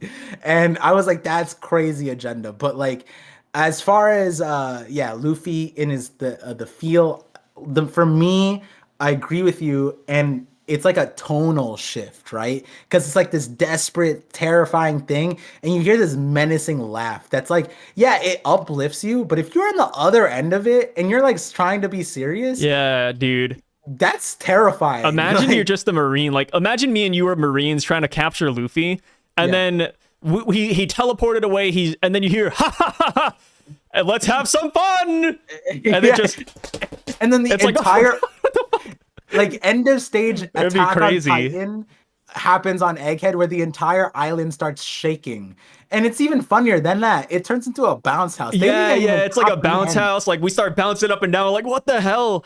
Like I would actually think the world is ending. Like I don't And think people understand how terrifying Luffy is from the outside. and on in junction with that laughter, you hear that laughter in the background, you and random drum beats. I don't know about you guys, but random drums happening in your life when you're out in public, that's a scary thing if it's like really loud drums so much that it's everywhere, right? These are booming sounds and you're not aware about the drums deliberation, but this is a rhythm followed by maniacal crazy laughter, unhinged almost. And in the sky is the strongest of all of us. The strongest of all of us is in the sky and he just gets swatted down by the guy who's laughing. It's like, oh And then he's my God. emoting in the air. Like brother, what do we do, brother? Yeah. What? Like My I don't boss is getting memed on by this goober. like I gotta escape. if we were fodder Marine, we'd be like, yeah, they're not that's not I don't know how much they're paying Kizaru, but they're not paying me that shit. Like Yeah. these dudes had And to count down to say handcuff a guy on the ground and they couldn't do that. it's funny enough, I do see most of the Marines as like actual like good people. Like when they Yeah. signed up, like I doubt any of them are like, yo, like let's work for the Celestials, you know? Like Yeah. I'm assuming a majority of the Marines are like, yeah, let's fight for the greater good. Let's stop pirates from attacking villages. Our And then now homes you're and fighting families. this, and it's like, oh god. And they just want stable incomes, right? Like Yeah, that's yeah. It's always weird. Like whenever I say the Marines are actually more or less decent people are like, yeah. "Oh, are you like Marines? Like you love Celestials?" Like, no, they're two different factions, right? Yeah. They're Like two a lot different of factions. Pirates are actually worse. I've seen pirates do way worse than on what most average, yeah. Marines have so far on Yeah. average. Yeah. Like T-Bone had a whole faction of love, you know? T-Bone's a good Yeah, dude. T-Bone was a good dude. Yeah, we don't even have to look at Kobe like T-Bone. And then even the scariest dude, Smoker, he's out here also similar, very similar, you know, and he's trying, he's just angry looking, you know. Sorry, he They're looks angry, he trying, was man. born that way. Like let me tell It you, happens. It happens. you smoke all your life, like that's sometimes you just end up And some angry of these looking. pirates they take down, they're not exactly, they don't have like clean reputations, you know. Yeah. So and then like like I don't blame the CTE that the Marines are demonstrating in this chapter, but my God, some of Yeah, these guys The are Marines just don't look good though. Like I will admit, like yeah, like especially this chapter, whew, that planning is awful. yeah. The one side of it I can't is like, bro, they all played NFL, like they all have CTE concuss. It's crazy how Kizaru's like joining them with the head tap he just got too. yeah, like I need like like a child like Tama, some kid to like literally be like. You're dumb. Just sit there and be like, Why wait, did the what do Marines you get back on the ship just to get blasted? Why did they mean? line up the Pacifista for us? Yeah, there's Why so did many they work questionable so hard things. to get on the island to leave the island? You ever Yeah, think about that? They literally like they fought tooth and nail to get onto Egghead, and then Kizaru and Saturn are like, "Yeah, we got this. You guys can go." It's that's what like, I'm brother, saying. we're doing suicides over here. We're just running back and forth. The only person you reasonably thought that could go to lava phase was Kizaru. And if your plan was to blow up the island, like if you got even touched, then why not just start with it? Save your manpower. People are talking about like efficiency. It's like, okay, so then use it efficiently. We're not using it efficiently.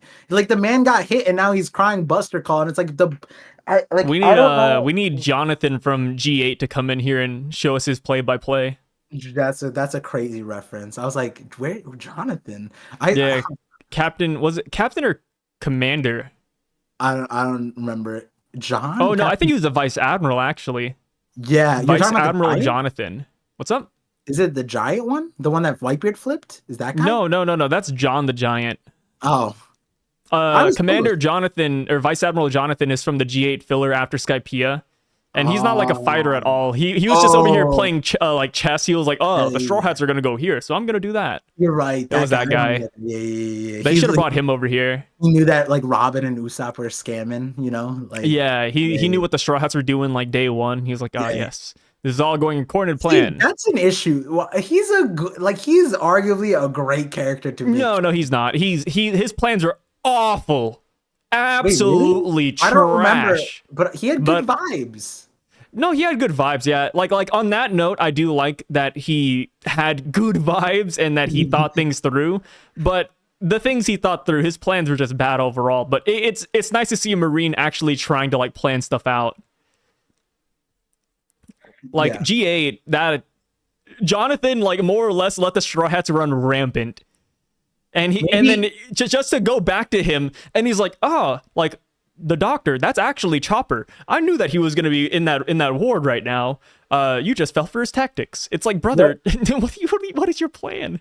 Okay, I know this is a filler, It's so so it's not bad. like that deep, but like, Yeah, it's yeah. we could say like, hey, maybe he knew Vegapunk. Maybe he was in Yeah, the band. maybe he knew Luffy was the sun god. Yeah, He was just actually helping out the Willow. What a he kn- great guy. What a great oh guy. yeah, and he went to G8 because he knows that's the last gear Luffy has to reach. He's only at gear 5. He has to help him get to He G8. was foreshadowing.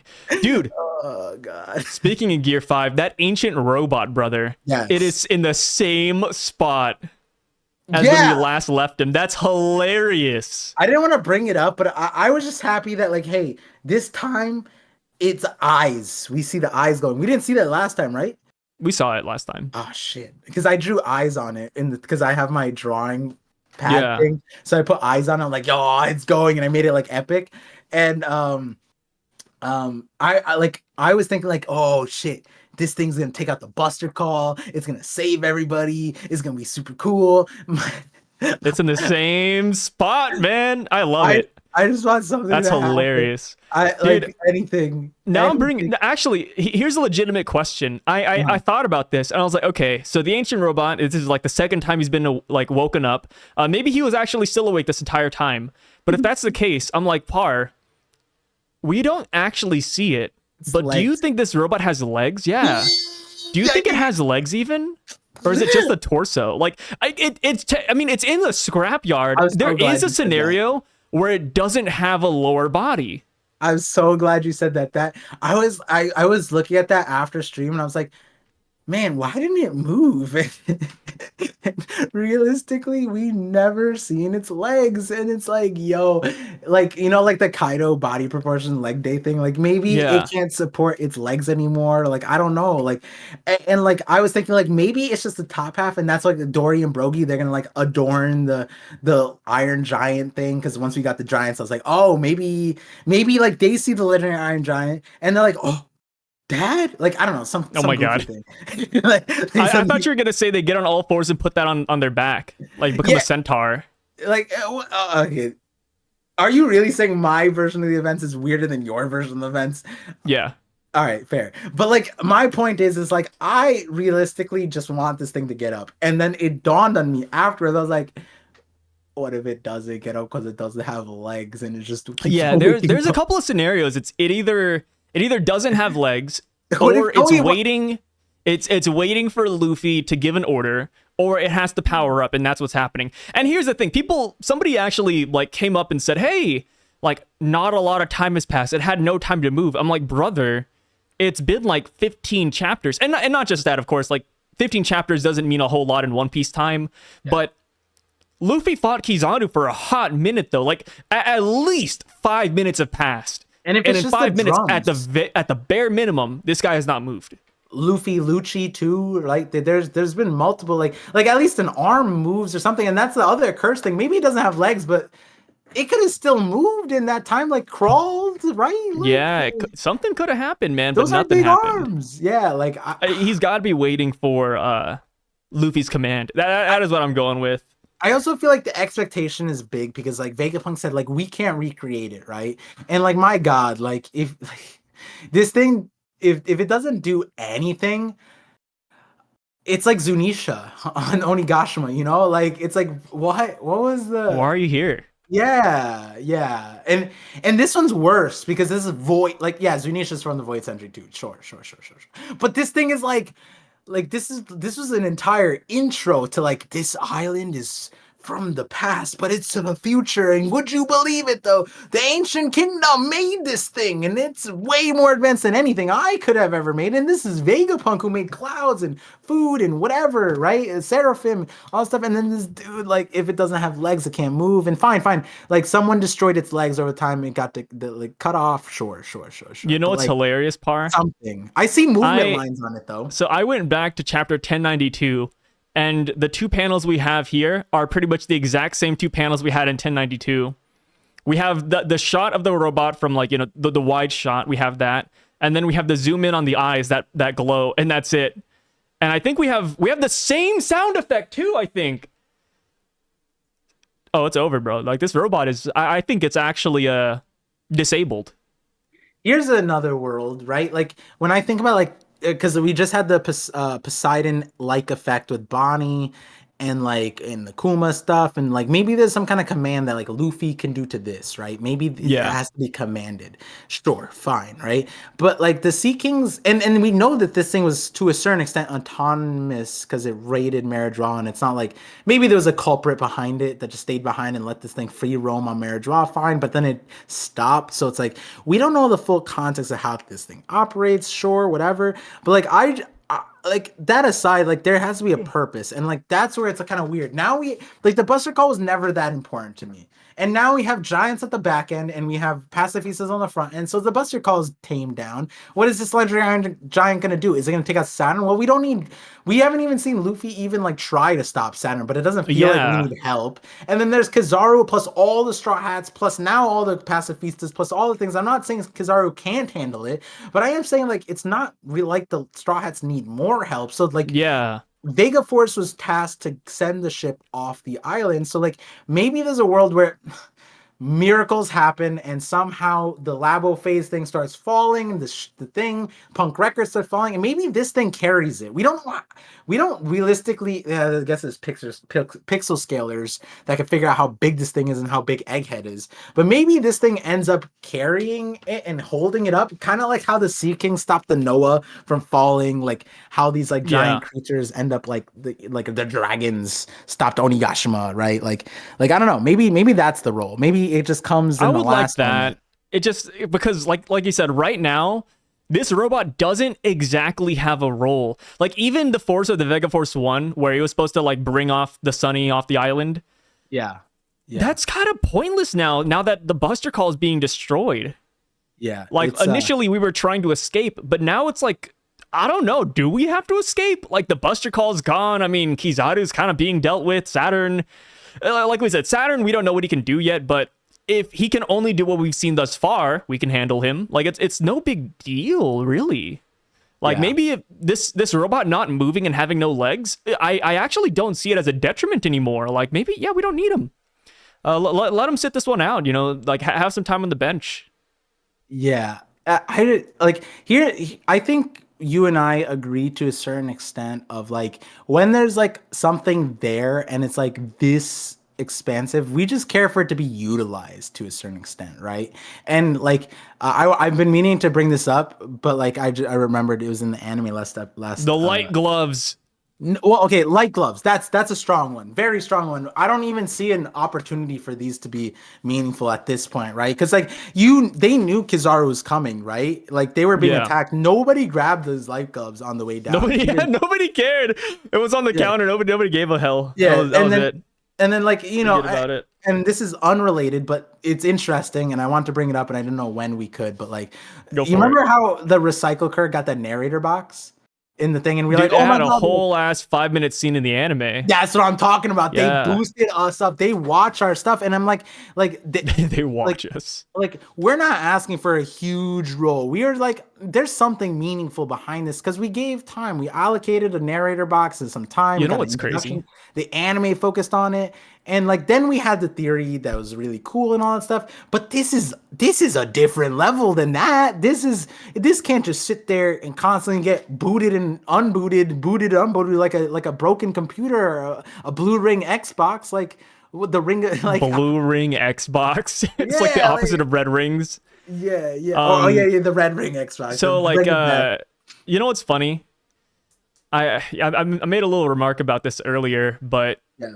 technically the recycle cur has done more damage to Luffy than the Buster Call has.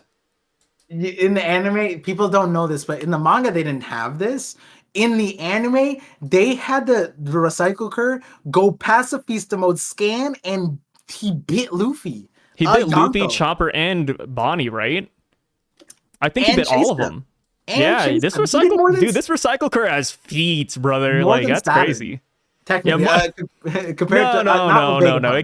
Yeah, Vegapunk. Oh yeah. Going back to Vegapunk for a minute. The only reason I kind of want Vegapunk to die is because it would make Saturn look a little bit competent. Yes. That a is the little one bit. reason, right? Because Vegapunk has betrayed this man time and time again. You know, Yeah. Saturn was like, "I'm a Not man even of science. Not I'm a even man of science. You can't pull a fast one on me." Vegapunk pulled like 10 fast ones on Saturn. Like Yeah. it is actually ridiculous. So if Saturn takes all of that and doesn't walk out of here by killing Vegapunk or with killing Vegapunk, I think it would be kind of bad in my opinion. Yeah. Or not bad for the story, but like it would just make Saturn look bad. Yeah. Like in a realm of like, you know how we discuss, like we believe in Dragon.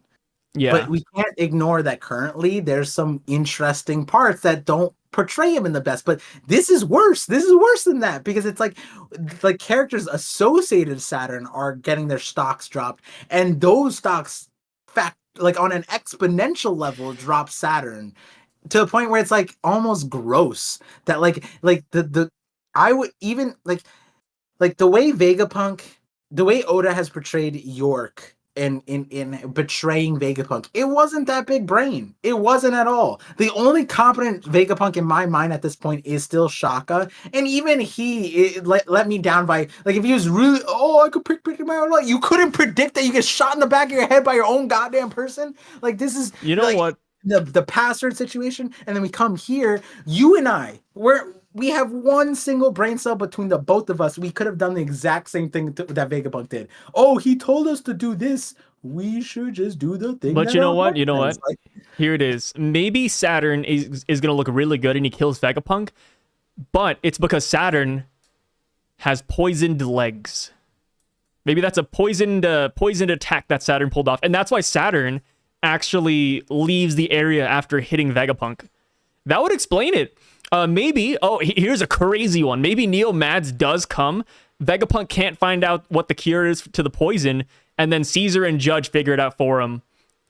And then Vegapunk is like, "Hey, Caesar, Judge, I owe you my life. I'll join Neo Mads." That's like fan fiction right there. Like, Caesar, Queen is the one better equipped for the anti-poison thing. Caesar makes chemical weapons that have like almost no biological, well, some biological reference, but they're just chemical nonsense because he's the gas person.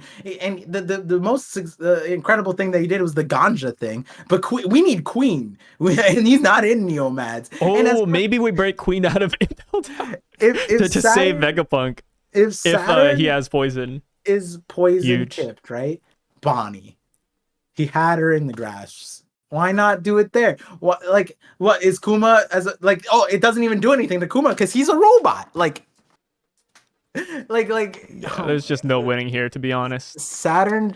That's what I'm saying. Like, that's why I've been looking at the support role thing.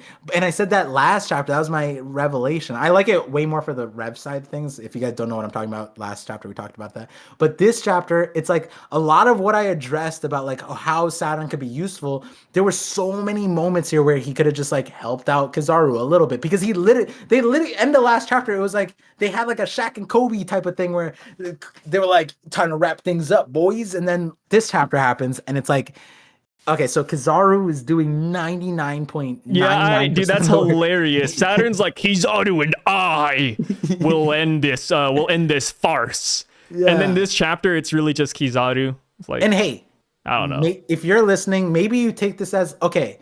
That means the next chapter, Saturn is gonna disprove what they just said, and he's actually gonna do something. That's great. That's great. But like, let me tell you, I don't think anybody right now can reasonably predict what that even looks like because I hope Saturn does something crazy. we don't know his powers. We don't know how why he ate all these punches and attacks that he needs to regenerate. Like, oh my god, bro! Imagine next chapter we get it, and I think it'll be hilarious if Saturn says, the giants are here. I guess it's time to leave. I guess Saturn's like, I guess we'll call it there, Straw Hat. And then he's like, I'll see you a different day. Dude, people would make fun of Saturn to the moon and back. That could probably be one of the most disrespectful outcomes of Egghead Island, is Saturn retreating because he sees the giants. Dory and Broggy are here. I gotta go. No, see, this is how bad it is. I can see that happening. Like, I could see them being like, because the last chapter, like, we gotta notify Kizaru that they're here, and did that happen this chapter? They didn't notify just no, yet. I think they just died on the ship. They probably never had a chance to call them. Right, and so Kizaru doesn't know, and it's like Kizaru's like, giants, ooh, and then, but he's not afraid. But Saturn sounds like, oh, shiver me timbers, the giants are here. The century-old terror has inflicted the world. Like, I knew that. I can't wait till he sees the giants, and then he looks over and he says, Kizaru and I will handle the giants. And then it's just Kizaru. That'd be so great. I would love that. No. Like, here's the thing. Such a great meme. Like not skipping the nuance of this like really awesome panel of the Nika stuff that they're after, but like we don't even know how to properly put stocks in Dory and Brogy. I had so many questions of like, where is Dory? I'm so curious. Dude, I don't know, man. Like, I'm excited because right now it's kind of like uncharted territory for the Giants, and I feel like now that we're going to Elbaf, if Oda were to scale them upwards, it would be right here. Yes. Like, of course, we had the Hakuoku sovereignty, which is, huge. It destroyed Kid's ship, but that's just a ship, Like, he didn't like take down Kid per se. Yeah. He's kind of like assisted. But here, against like the vice admirals, I think they could go hard. And you mentioned it earlier. Who do they fight? Do they fight the Pacifistas? Do they fight Kizaru, Saturn? I think they're first going to handle the vice admirals. And as much as you guys know me, I like the Marines. I fend for them.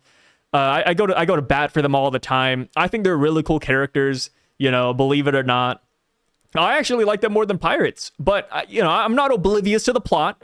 The Straw Hats, the pirates are always going to win. It's no big deal. I don't really care that much. Yeah. But when it comes to Dorian Broggy versus 9 vice admirals, I'd have to say I think Dorian Broggy might take the cake on that. Yeah. And they look horrible on Little Garden, right? They are Mr. 3 victims. People try to like cope with that. People try hard to cope with that one. They're like, well, Mr. 3 played dirty. He got them to attack each other. And it's like, yeah, sure, but like at the end of the day, they couldn't break out of wax. Like, it doesn't change that fact. Mr. 3's wax penetrated Broggy's body. It is insane. But I do think that now that we're here on Egghead, I feel like they could beat the Vice Admirals, especially now that they have new weapons. Because back on Little Garden, their weapons were dulled from like 100 years of battle.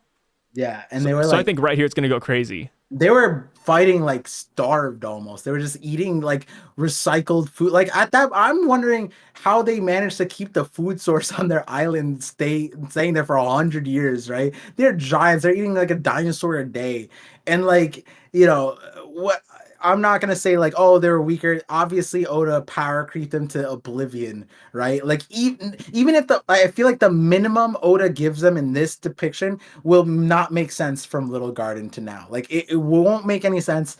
That's just like showing in whatever. They're giants. We need to do it, but like realistically, Oda couldn't make the giants like ridiculously strong, like without like making early One Piece like so distorted, because then it would be like, oh well, Crocodile and Enel would lose to the Giants, where it's like now maybe they could, like I don't know, like if they show up with hockey and they're Yo, like anything's possible. I Look at brought Rob up the Lucci. thing with like Blackbeard when we saw like the animated Blackbeard moving, and it's like realistically, yeah, we're gonna have Blackbeard doing like speed feats and acrobatics, and like Dory and Brody are gonna be doing backflips and shit, and like jumping really far and using hockey. They used Rio already, so it's like they already have the advanced stuff, and they're not young giants, like they are. 160 years old. Yeah, so they're arguably prime giants in Oh, that regard. funny. Did you know that it's Broggy's birthday?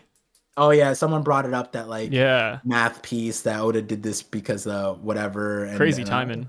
yeah, it is interesting. So and so like on that regard, it's so hard to say like I can't like, and then the way I wrapped, I was like, I feel like King could beat them. I feel like Katakuri. People were like, no, Katakuri loses to one, and I was like, what? Wait, what? Yeah, people were saying. I was like, no, I feel like I said my hot take was I think that one of them could beat Queen. And I was like, maybe because we saw Queen fight Big Mom and he struggled against like her durability and bigness, and like so like if the giants come out and they're scaled up, I could see, and they have swords and stuff, like I don't know, like maybe one of them could take a queen. And I don't think that that's an absurd level to put them at, because like they're going on and they're fighting like, yeah, like a buster call, but there are Marines, there's vice admirals. We even had a conversation about the vice admiral a long time ago. I asked you about like the straw hats when we didn't know how expansive the arc was going to be. It was like, can Chopper, how many vice admirals can Chopper take? You said like 2 to 3. Jinbei could do like 3 to 4 or something, like Sanji also 3 to 4. And we were talking about like, okay, who could go down and deal with it? Well, reasonably, if they're in the water, Jinbei would make sense, right?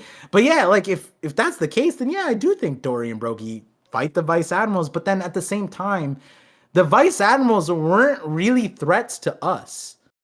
No, Yeah. right? Yeah, so that's where it's also weird, because it's like, uh, and then they say that we've come to pick up straw hats. So it's like, do they run into the middle, and then Kizaru and Saturn are there, and then like imagine the Giants' little bro Saturn, and it's just like, haha, Saint Saturn, my forefathers spoken about how you're the height of your folly or some shit like that, like some crazy line.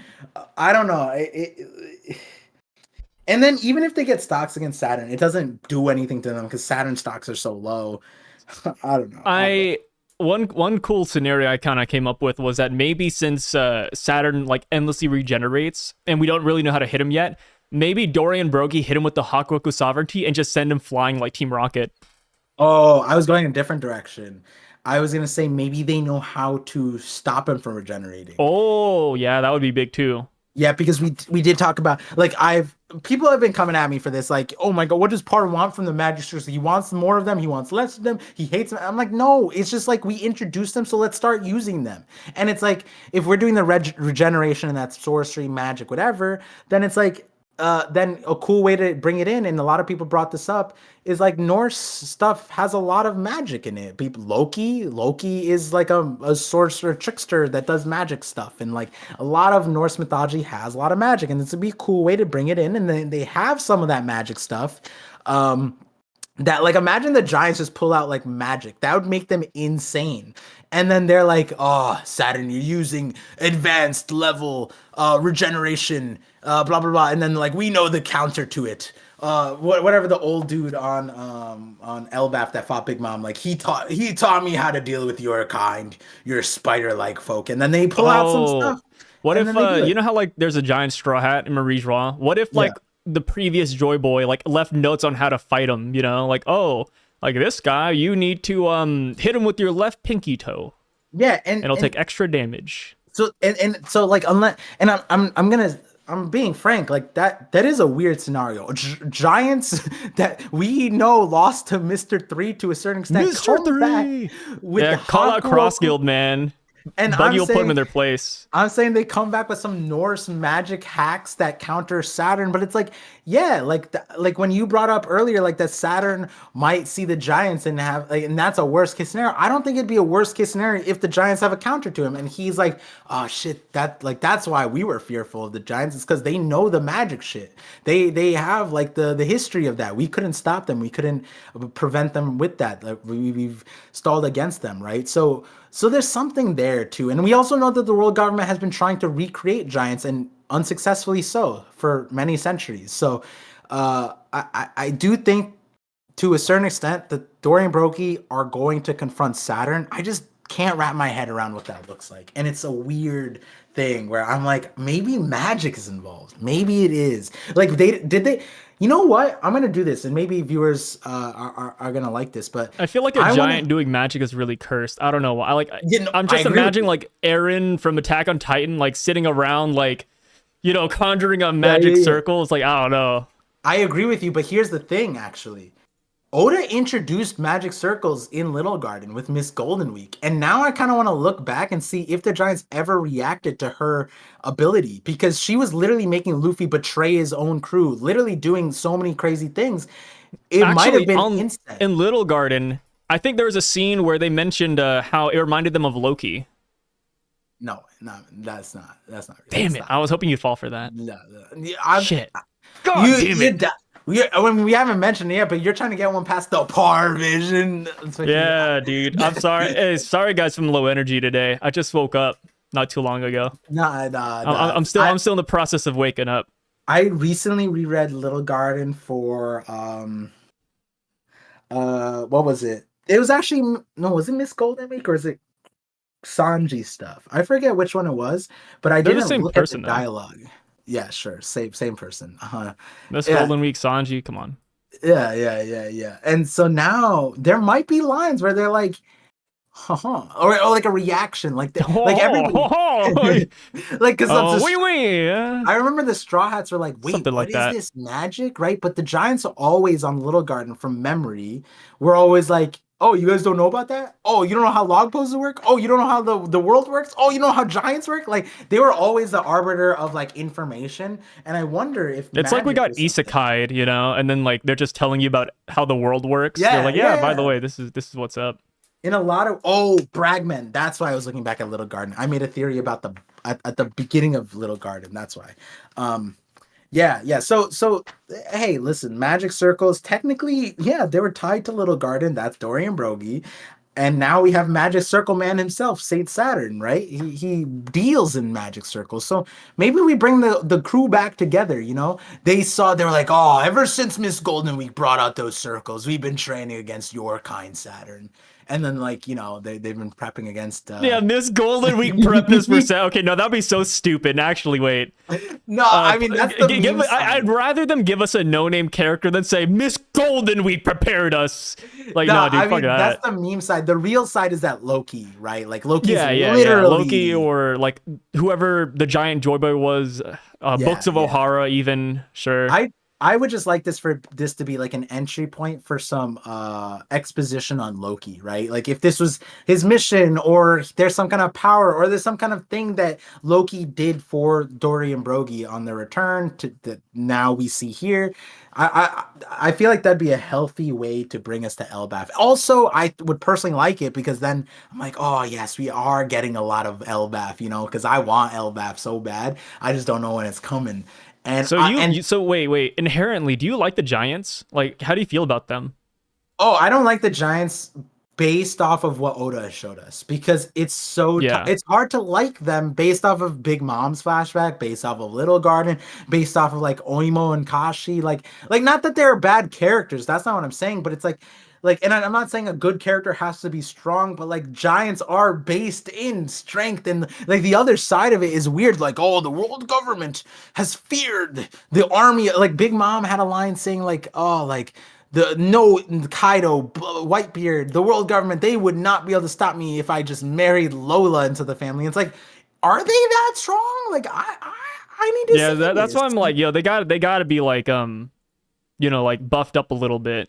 Yeah, and that's where one negative part of seeing Shanks on Elbaf, though I knew that theory existed, no, though I believed in it, was that like, oh man, that means that like Shanks is gonna, a good thing Oda had Shanks leaving Elbaf because it's like anything next to Shanks isn't cool. You know what I mean? It doesn't matter what it is, and especially at this point in the story, it would be crazy for there to be a giant that shines next to Shanks, right? Like, and that'd be so hard to pull off that I think Oda would.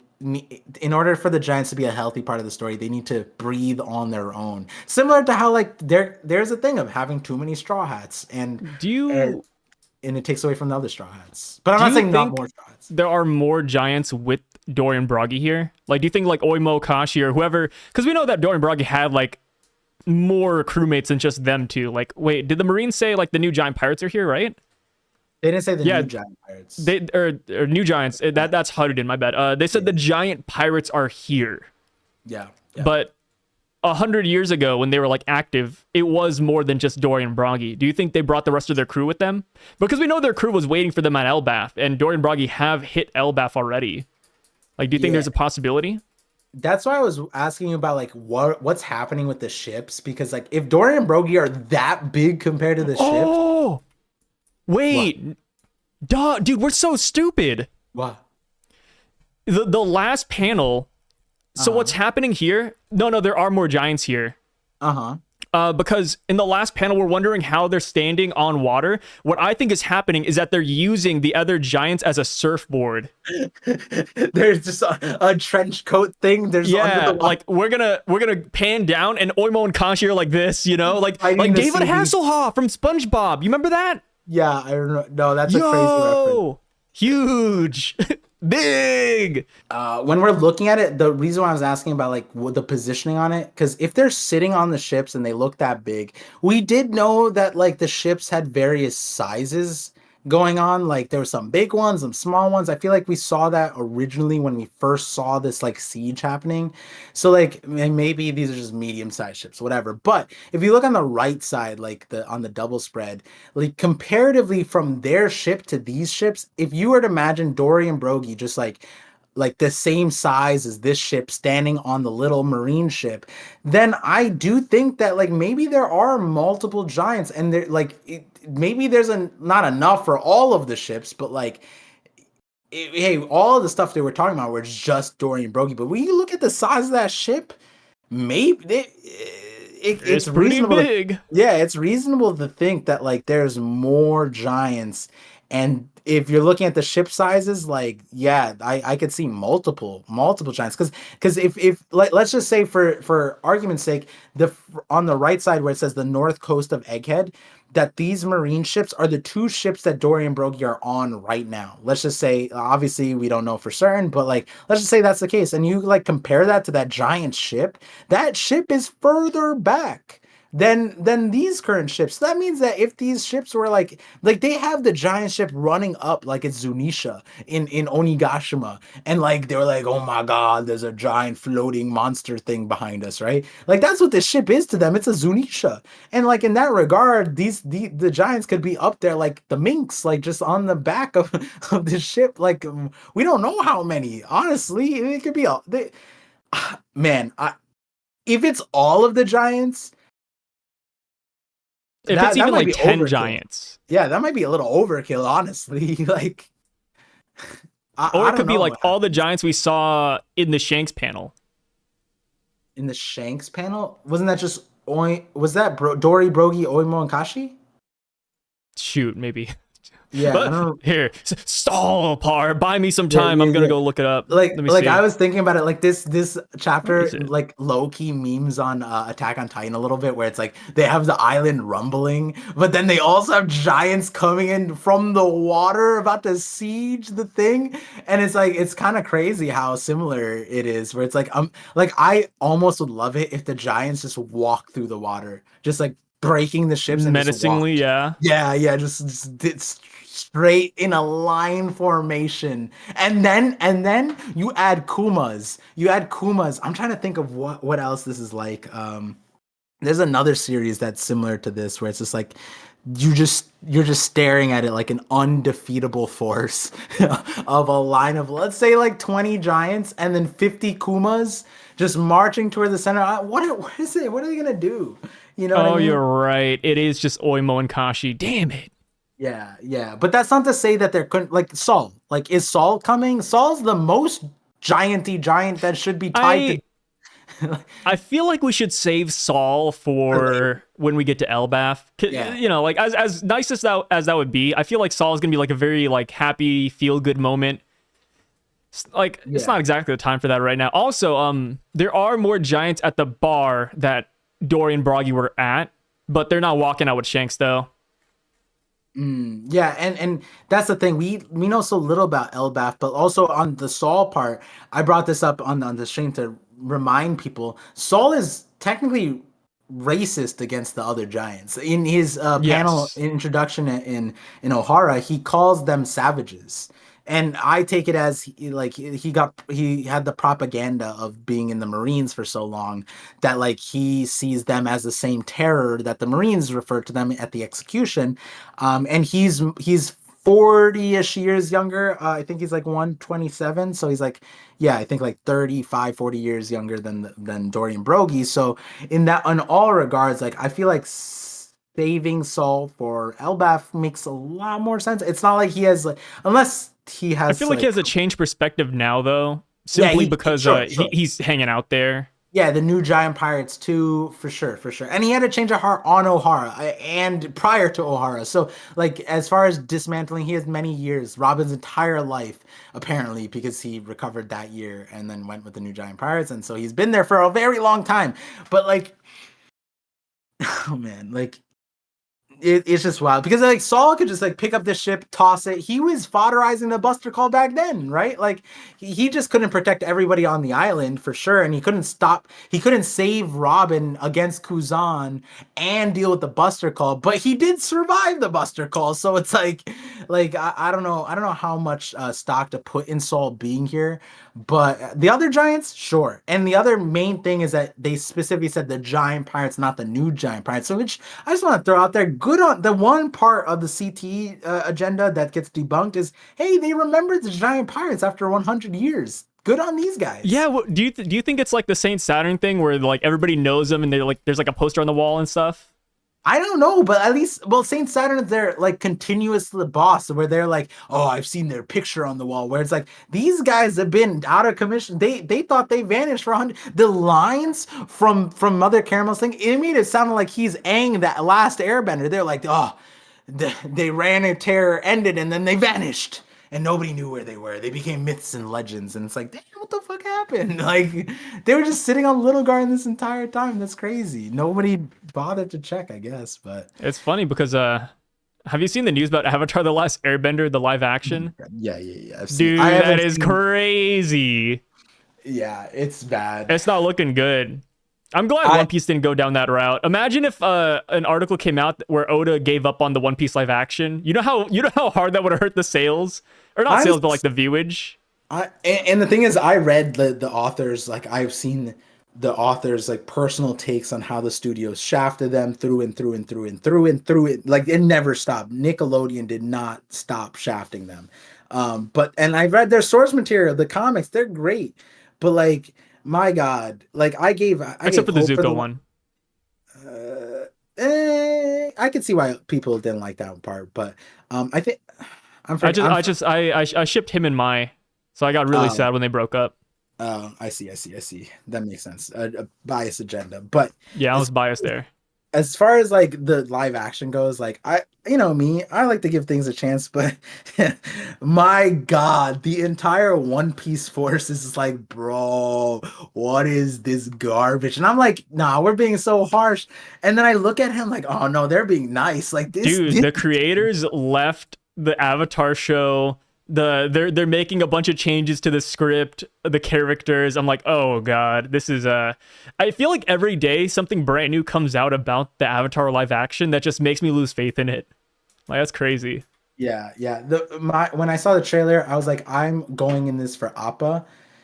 The visuals are great. I think even a lot of artists at this point have spoken out like, yo, they did the live action for Avatar in a way that the one people had wished the One Piece live action was, where like the world in the Avatar thing, at least from what we've seen, feels big and broad. Whereas like a lot of people are talking about the angles that the One Piece live action used and the scope and how it felt. It felt tinier than what East Blue felt like to us.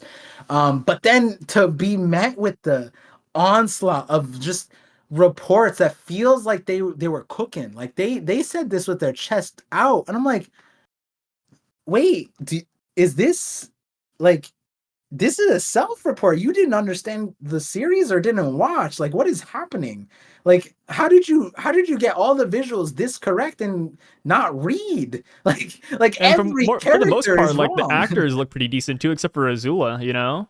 Yeah, I haven't seen all the characters, but I have seen what they said about like the various, what they have cut in terms of like compacting the stories, and I get that, but they said stuff about Aang and Sokka like, oh, it was weird, and it's like, wait, that's the point. Like kids are weird. This is a story about kids who have to overthrow the world. Like, what do you mean? Like, you're not giving the story to perfect kids. Like 10-year-olds. Aang was 10. He's not a diplomatic hero, and even in adulthood, he wasn't perfect. He's half of the reason why Legend of Korra happened. Like, he's still messed up as an adult, and apparently you're making him perfect out the jump. Like, I don't know. It's just crazy. We got some bad decisions up there. Yeah. Listen, I'll give it a shot, but my God, they said it with their chest. I read some of the things. I'm like, wait, Sokka was that he's weird. But it makes sense now though, right? Because like a whole complaint was that Sokka should be like a sexist character because he grows out of it. Yeah. But the latest scoop that just came out is that the Avatar show is going to be skipping a lot of their side content. I'm like, oh, maybe they just don't have time for character development. You know, they said, hey, forget it. We're just going to rush over, which makes sense now, but that's not exactly a good choice. So then it's not Avatar: The Last Airbender. They could have like literally Avatar is a story where they are open with making other stories about other avatars. Like they have like a Earthbender one now, I think. Like there's a comic for him, I think. Like a canon one, and they have Korra, they had thing, and then I think there's a Kyoshi thing. So why not just make up an avatar and do a live action about that guy, right, or that girl, whatever? Do something else. If you were gonna use the story but not use the story and just like bastardize it, then this is just Dragon Ball, whatever. This GT? movie. No, not GT. The movie, the live action. Oh, Evolution. Yeah, Evolution. This is just that all over again. Yeah, it's not looking good, man. Avatar, like the Avatar live action crew, if you're watching this, please change it a little bit. Put it back in the oven. Netflix, listen, you did right with wait, it's Netflix that's doing it, right? Yeah, yeah, is. Netflix, you went right with some of the live action with One Piece in the right direction. I believe you know this, right? If there's any community that has some weight right now, like literally on Twitter, I was like baffled. I was like, damn, the Avengers are here. Like every One Piece like creator came out the woodworks and shit on the Avatar thing. I was like, I feel like every creator in general came out of the woodworks to comment about the Avatar show. Yeah, I just saw like all the, not randomest, but like just a feed of all of the top One Piece creators, like from King of Lightning, Grand Line Review, Joy Boy Theories, Mark, Totally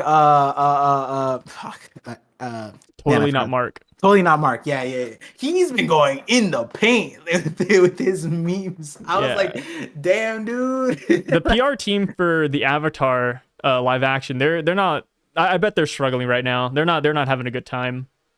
Yeah, and hey, listen, there's one brain cell between two of us, but I feel like you and I, we don't even need to be paid, and we could be doing a better job than that. Like, oh my God, it's crazy. It's so crazy.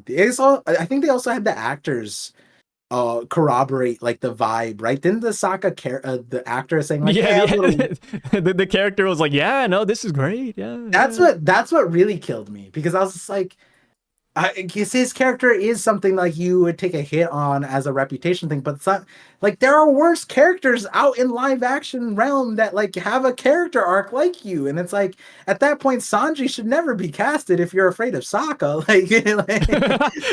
And I don't even think Sokka was like he that wasn't like bad. obscenely sexist in the beginning. Like he had 2 or 3 moments, but like he kind of got put in his place every single time. Like that was like the joke. And it made full sense without the backstory. He came from a tribal, patriarchal system where they had to he had to become the father of the entire village. And then he goes in, he's like, oh, yeah, I have to protect all the women. I have to protect all the women. And then the women elsewhere show that they can protect themselves. And it's like, oh shit, like I was in a small village in the south. What do I know? And that's like, yo, his thing made sense from And then he falls in love end. with that girl too, right?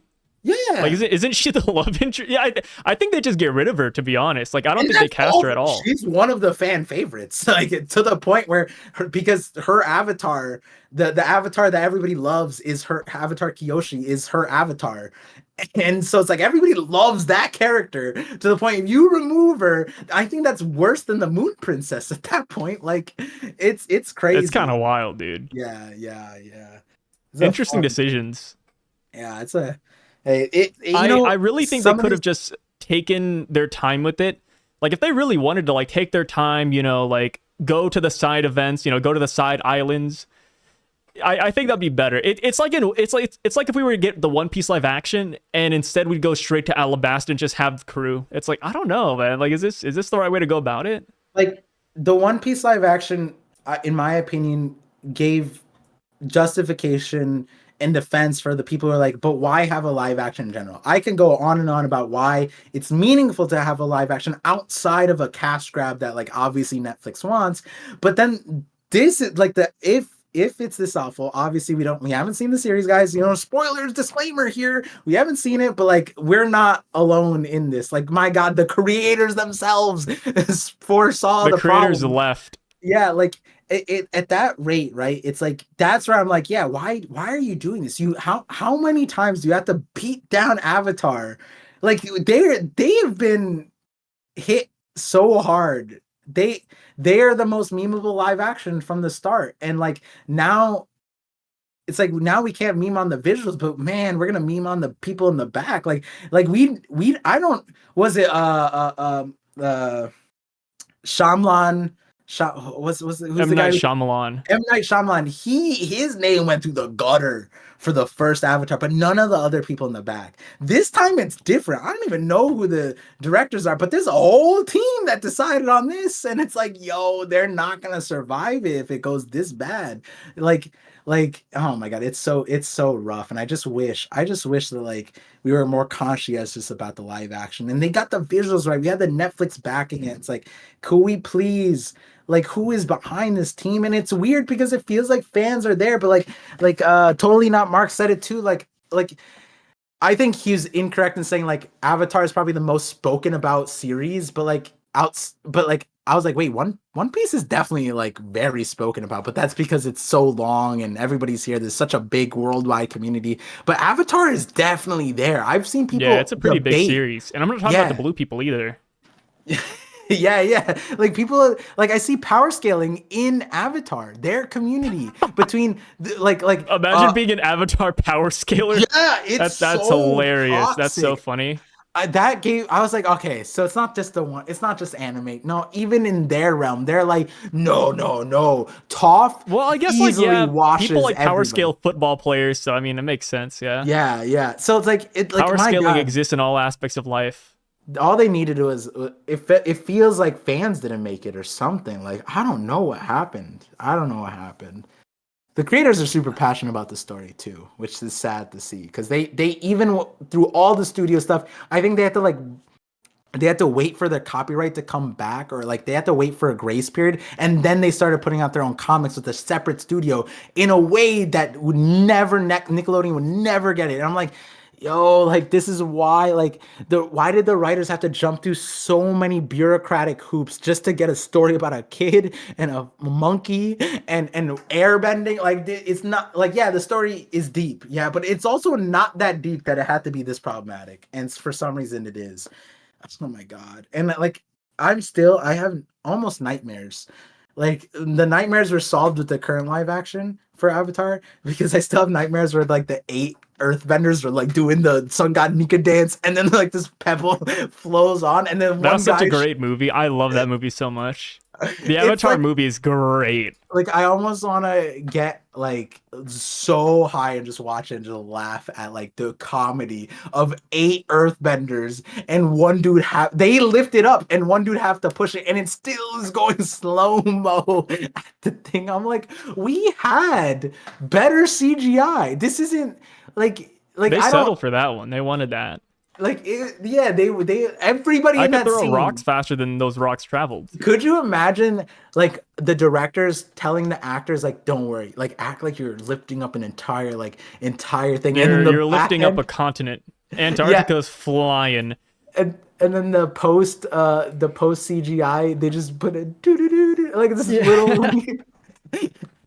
God. Well, on that beautiful note, we're going to go ahead and end it here. But it's not the end of the video because I'm shoehorning the beginning of this call in here. So there's like maybe 5 more minutes. What's up? I don't even know. What did we talk about at the beginning? I think just manga. Yeah, there's a couple of animals that just like have no representation in the Bible. It's like J.K. Rowling with Asian people. Imagine like if like back then when like the Not Bible like I care though, by the way.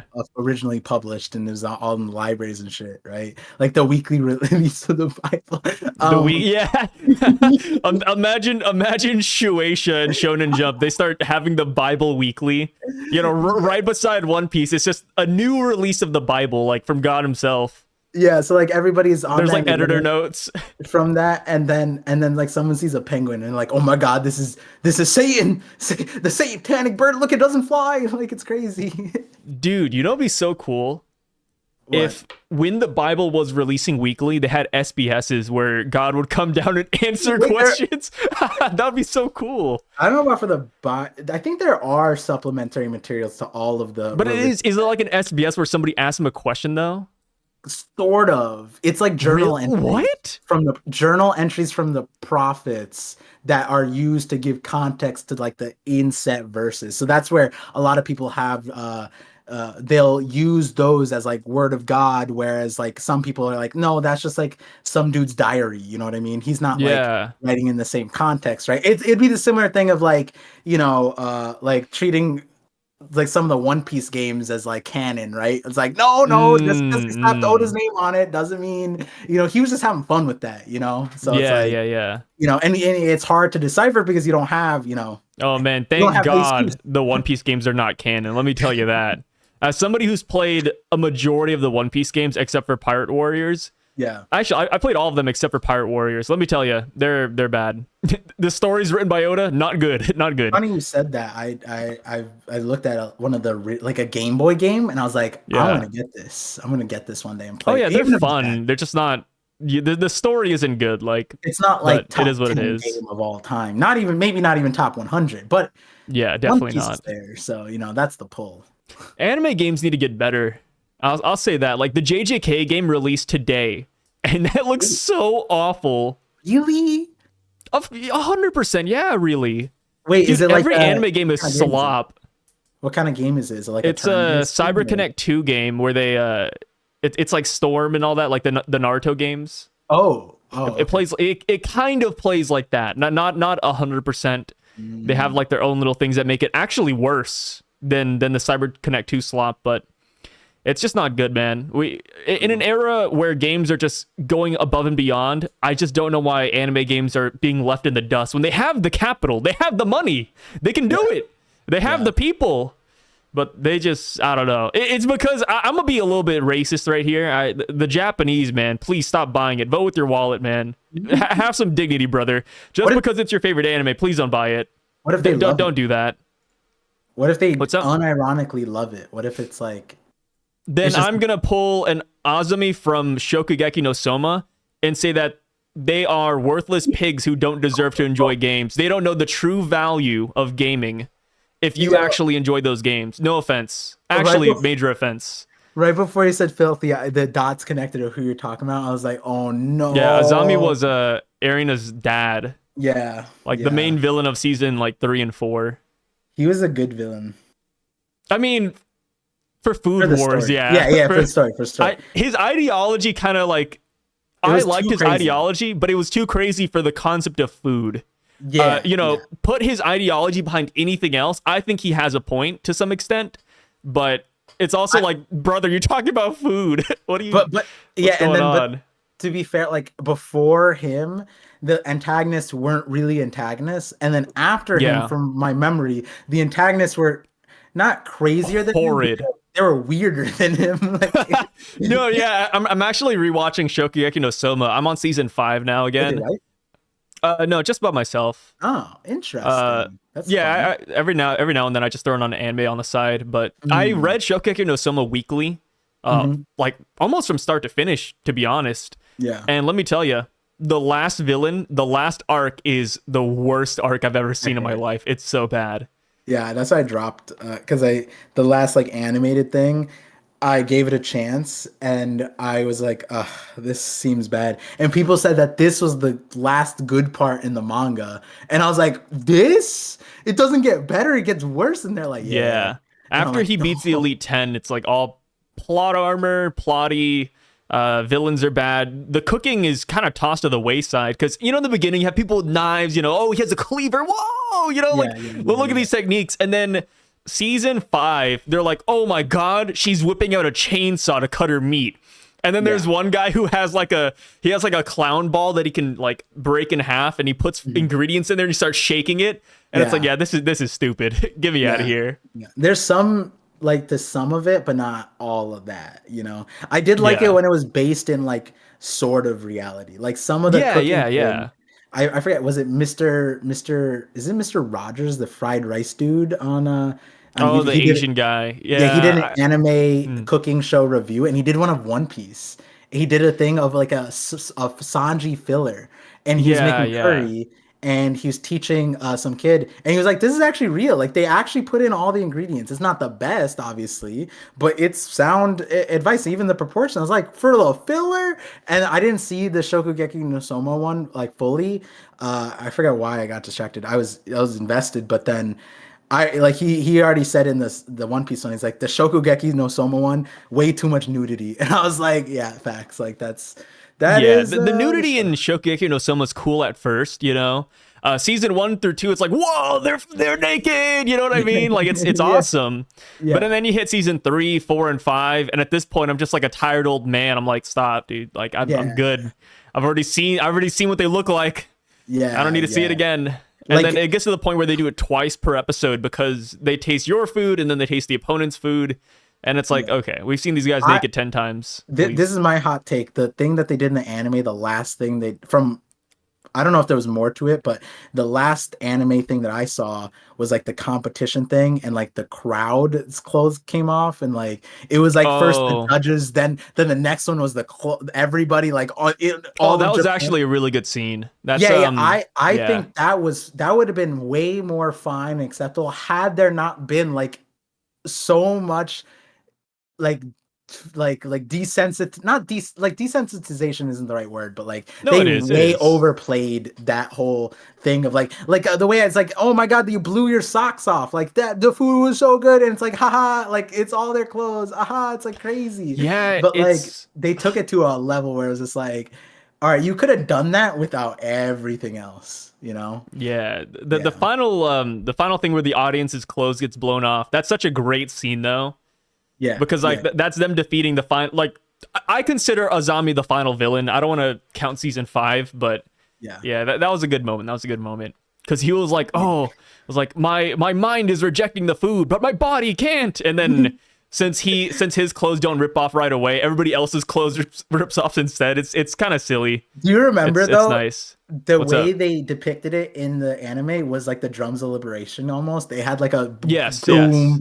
doom, and then Yeah, it like was literally the drums of liberation. And then I remember because at one point people were like, "What is that sound?" It's like it was actually like Gear Fifth. yeah, Yeah, yeah, they're like, "What is that?" And then the drum beat gets louder and louder, and then everybody's clothes just start ripping off. Yeah, that was and so then good. as What a mean great as it scene. is, the Shokugeki no Soma author.